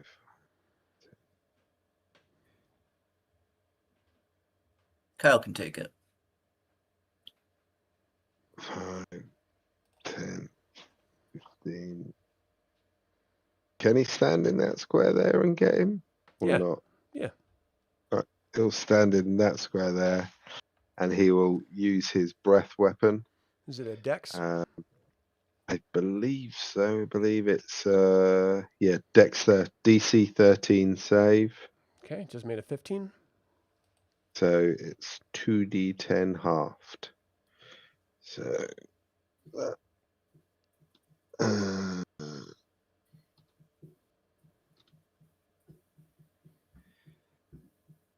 that's 8 fire damage, so half that to 4. And he's then going to move around the corner so as not to get caught in the breath weapon. Is that all you have? Pitiful worm. Seto, you're up. Seto is going to rush out here beyond Vesh and is going to use his Wand of Winter. He's going to use an Ice Storm because that will create a bludgeoning attack. So it's going to cast Ice Storm. A hail of rock-hard ice pounds the ground in a 20-foot radius. It's a 40-foot cylinder centered on the point, and that centered point will be just beyond Glaze Hazel. Let's look at the updated version of that spell. So Sure. the range is 300 feet, so you're good there. Hail falls in a 20-foot radius, 40 feet high cylinder centered on a point within range. So you're looking at your 111. It's 20 feet. So I need you to tell me where this circle's going. Yeah. Like that? Right about there. Be great. Okay. Maybe. And the DC 15 dexterity saving throw. Hailstorm. So it's 2 to 10 bludgeoning and 46 cold. Half on a fail. Could we like push it back just a little bit so some of the melee guys can get closer to him? I think it's just Well, this is a one-time smack. I was just trying Oh, to okay. see where he's centering it is all for reference. Okay, so you said it's a dexterity what? Dex 15. 15, okay. He got a 23 on his dex save. Okay. So that'll be half damage on these. So 2d10 bludgeoning, 46 cold. So for Okay. Bludgeoning is 8. so it's 4 for that. And then the cold he has an immunity to, so it doesn't matter. Cool. All right. So I'm just keeping track of the charges is all. I have it. Anything else on Seto? That's the end of his turn. Okay. As a legendary reaction to that, he is going to do a freezing burst out towards Kyle. This is a saving throw versus Constitution, and every creature in a 30-foot radius sphere centered on the point of the dragon, which will hit Gunnar. So Gunnar and Kyle. Let's see. Constitution saving throw. It sort of like screams out and just cold just shoots out from itself. Okay, Gunnar will go first. Yeah. Looks like he'll save. Modify 20. Yeah. So it's only 7 damage. A fail is half that, so you take 3 cold damage. All right, Kyle, I'll roll for him. Let's see, Says, at a +8. So roll for his con. All right, I'm rolling d20 and added the 8. Cool. And so 7 + 8, so 15. So he makes it. Where is it? Yeah, he makes it as well. So he takes 3 cold damage. You have to help me with that one. Oh yeah, sorry, 3 damage. All right. Okay, so that was its reaction. Its legendary reaction to Seto's turn. Now it's its turn. Let's see if its breath weapon recharges or not. It doesn't. It fails and it blows up in his face. Nice. Well, it definitely failed. You're right with that. And it blows up in its face. It's going to, let's see, what's its speed? Flying 80 speed. So it's right here. So it's going to move right up to here. Snap. See, it makes 3 rend attacks with a reach of 10 feet. It still can't reach you. It doesn't have a recharge breath. Yeah, it's going to tell you, drop your weapons now, or I will consume you like that lamb you brought me. Just threatening you. All right. Eve, you up. All right. Let me see how far I can get. It's still hovering in the air. It's about 10 feet off of the ground from you guys. Just flew straight over. Okay, so I'll be able to hit it if I can move to the edge of this ledge with Garrick. I'm going to Radiant Blast. What's the range on that? 60 feet. Oh, you're good. Roll to hit. Come on. Oh, that's a natural 20. Nice. +9. That's going to be... Call out to Chislev, and you feel her warmth Oh my and God. cold of her wrath flow through you. Yeah, that's going to be 8d10 +5. Oh my gosh.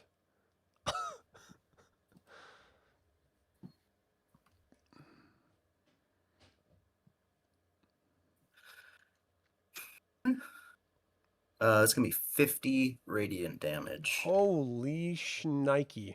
Scream echoes and just breaks. You're seeing pieces of ice falling down from the ceiling from the vibrations. Next. I'm going to do it 2 more times.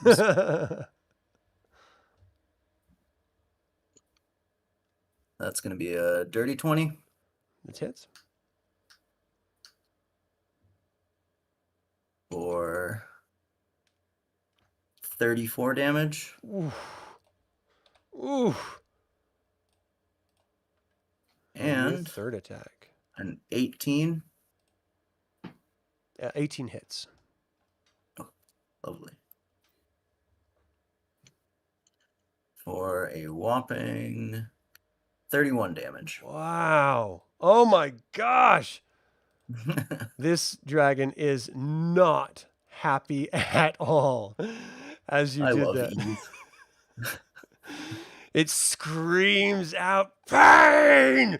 Pain! Gunnar, you're up. I'm running. Yeah, you have to run away from this thing.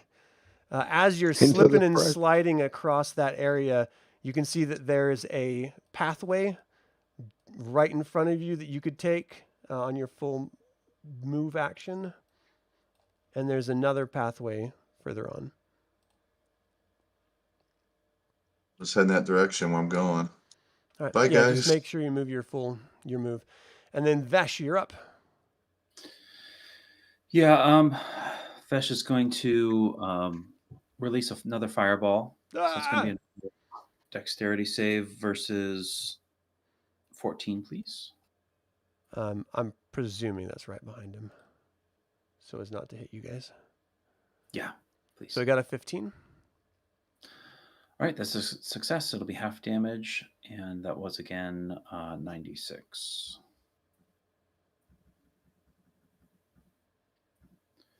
Total's 28, so halves to 14. 14. So as you throw the fireball, it explodes behind him, throwing his body forward a little bit. He drops down to the ground, almost nose to nose with you, and just breathes out a last breath of life. Why? And his body goes limp and drops down. We actually killed the dragon. Holy crap. There you Good job, go. guys.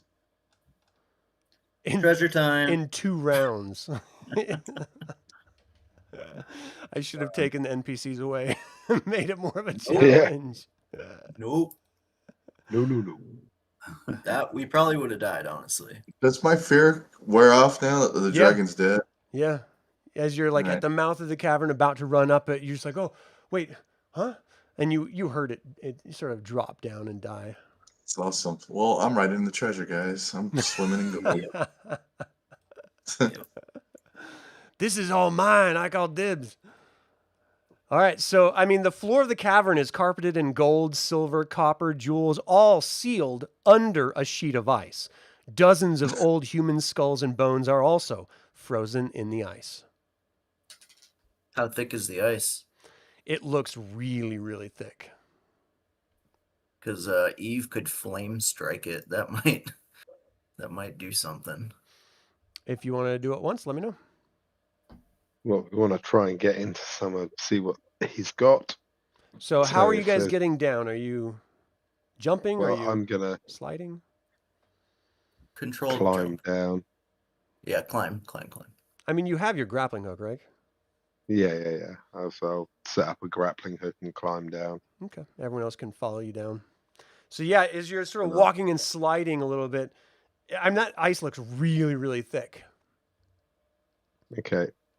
I've got in my pack, I think I do have some oil. Yeah, I've got 3 lots of oil.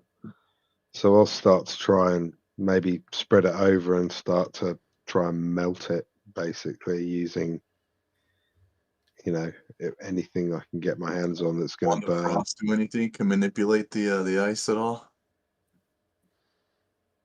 The Wand of Frost? No, I'm sorry. You can only make things colder. The fires that you would have, you would need some sort of fuel for that, like a lot of wood. Yeah, I and need- we're talking like bonfire size. So does Okay. it look like this where it's coated in with all this ice came from the dragon? Oh, yeah. Yeah. That's what... I don't know. There's a big ass dragon over there. I wonder if that burns. Do you guys want to drag the Dude, corpse of the dragon over? Barbecue dragon, anyone? I guess we could. I mean, maybe it's delicious. Who knows? Yeah, Yeah. I want to eat its I have heart. to try it first. You want to wanna eat his get heart? That's brutal. Some dragon communion. I want to eat Kithris's cousin. It's going to take a Hey. while, but you can light the dragon's corpse on fire, and it will take, it'll take a long, like an hour or so for the ice underneath the fire of the dragon to melt the ice enough that you can start getting into it. But, Yeah. it's it's a huge hoard. It's thousands of copper, thousands and thousands of silver and gold or steel. You see Think we there. just- There's a frozen chest in there. There's 21 sapphires. You see a potion. You see a sword, a longbow, a set of leather armor, and a set of bracers that look valuable. And everything else looks like it was stolen from, the regular people all around town. You take the bracers. Okay. Sword, don't longbow, mind. bracers, and leather armor. Yeah, so do the leather armor. potion, longsword, longbow, leather armor, bracers. Okay. I call the sword. Well, I I call need a the new weapon, leather man. armor. I Long say the sword is my braces thing. are. Leather armor? I say the braces are good for We don't know Gunnar. what any of this does yet, though. So No. if it's more complementary to somebody else, then Yeah. you know. Or cursed. Yeah, Yeah. okay. We've run into those That's true. before. All right, so I mean, you guys just killed a dragon. Is someone going to tell Blagothicus? The NPCs are now going to be Yeah. wanting to, go back to their missions. We'll wait for it all to burn, grab some loot, and tell Blagothicus. Yeah. Try to grab some coins, some valuable loot. You're gonna take all the Gems. bracers, the items that was just described to us. Right. So you won't be able to take all of the treasure, obviously, because it'd be far too heavy. Yeah. But Right. and it's you guys know who it belongs to. It belongs to the people of Slamnia and Coastland, where it was all taken from. But it's up to you whether you want to take specific amounts or not. You guys' bag of holding, or not bag of holding, but your bag where you were storing stuff. I think that was full of previous treasures that you guys had That's grabbed. full of books and Yeah, things that's what it now. was. Holy books and stuff. Yeah, they can keep the gold. That's for the Yeah. people. Take the gems. The sapphires? Maybe take sapphires. Yeah, anything like that. Okay. Yeah, high yield. Obviously, take all the low weight. gear. Okay. Yeah. So you got 21 small blue sapphires. You have a potion, a longsword, a longbow, one set of leather armor, and one set of bracers.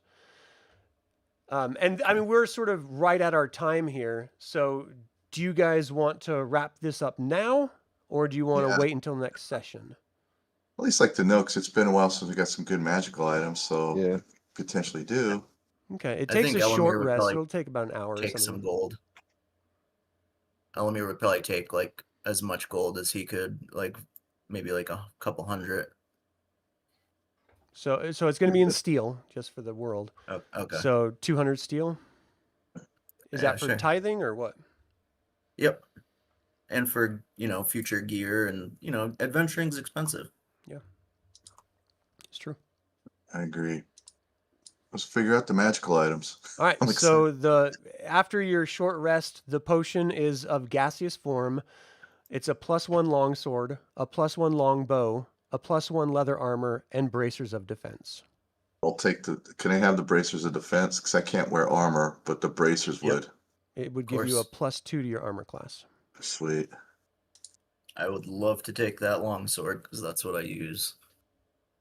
I will not bother with the leather armor. Someone else can. I use studded leather, so it's basically the same as studded leather. But it's magical, though. But it makes no real difference. does it? Yeah, in 5e, it's not really a big deal unless it's a weapon, Okay. as long as the AC works out. Yeah, it's the same. It's the same AC as studded leather. So, Okay. So, Kyle, what is it that you want to do now? Oh, you don't. Yeah. Garrick, can you take over Kyle just for this because you were told about his backstory? Yeah, sure. Yeah, sure. So he'll look at the party and say, "Now we have, Eve has sorted out your problems, and of course, I can't remember what his name was. Our other friend, Vesh. We need you to come back with me. We're going to the coast. Is it Coastland? Yeah, Coastland. Yeah. To deal with Jakku. She is a cult of Morrigan. We need you to come and help deal with her.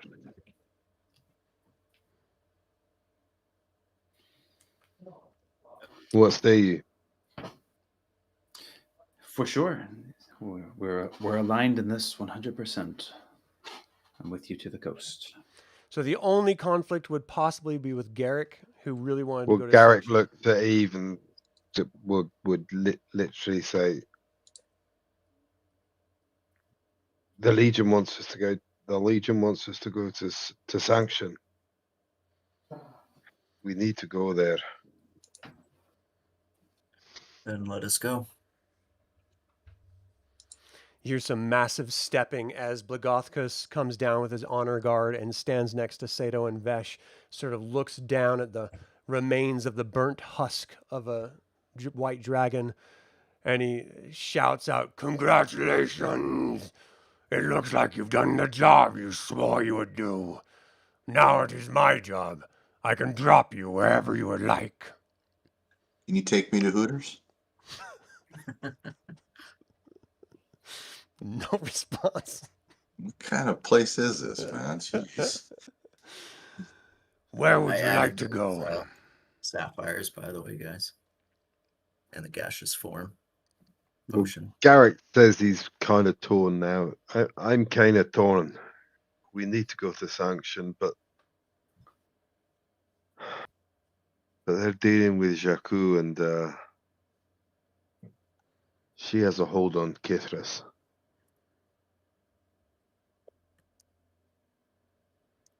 We do. I don't know as much as I would want to say hello to my mother. I think that Kithras, friend, you need your soul back.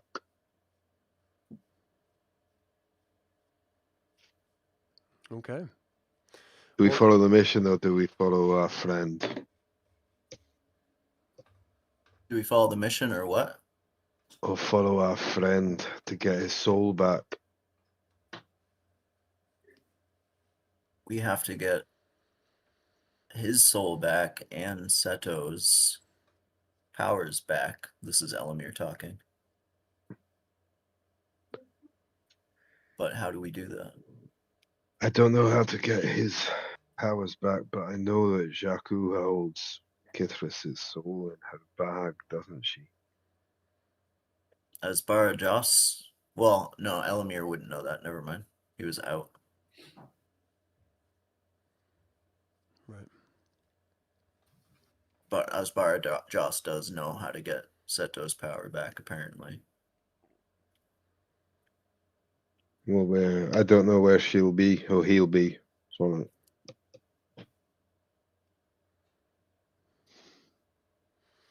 Kyle would be pretty insistent.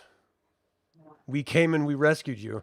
It is time for you to help us out and rid Coastland of the cult of Morgian. I don't know if we'll It be is able like to. this. Like my head sticks out of the big gold dump there and says, "I'm in." I don't know if we'll be able to fully help you with our friends in such perilous condition, though. 2 of them. Don't get me wrong, we want to help you. We are on the same track, but he is missing his soul and his connection with this patron is gone. Those are our priority. He walks up. So we go to Who took his so soul? we go to Jakku. So Jakku is we the go night to hag. Coast. Well, then you come Who is with in- me. Drop us off at Coastland. But Gothicus looks down. Very well. Coastland it is. And walks away. He's like, Can You're you a get paladin us of to San- Kiri-Jolith. Vengeance. I'm a knight of Salamnia. Let us fight side by side and rid the world of this vile night hag of Morgian together. I stand with you, Knight of the Crown. Of course. Gives that a I know massive much of your order. hail. Thrusts his sword arm into the air. All right, that is where we're going to stop today's session. Congratulations, everyone. That was a very brutal battle for the dragon, that is. Completely destroyed that thing. But you were brought back because of the actions of Seto and not wanting to join the order, so he had someone hunting him. That ended up being a boon. Ultimately, he doesn't have any magic anymore, so he's not going to be drug off to the Towers of High Sorcery to be forced into the test. So you guys can go and finally get revenge on Jakku. And that is what we're going to be doing next time. time. So that wraps up our session 28 of our Dungeons & Dragons 2024 Tyranny of Dragons actual play. Huge thanks to the players for making this such a great session. For those of you watching, what do you think of the adventure thus far? Do you like deviating from these adventures, or do you prefer just to stick in line with it? Let me know in the comments. I would like to take a moment and like to invite you to subscribe to this YouTube channel, ring the bell to get notified about upcoming videos, and click the like button. It all goes to help other Dragonlance fans learn about this channel and its content. And this channel is all about celebrating the wonderful world of the Dragonlance Saga. I hope you join in that celebration. So for everyone here, my name is Adam, and until next time, Slunchavar.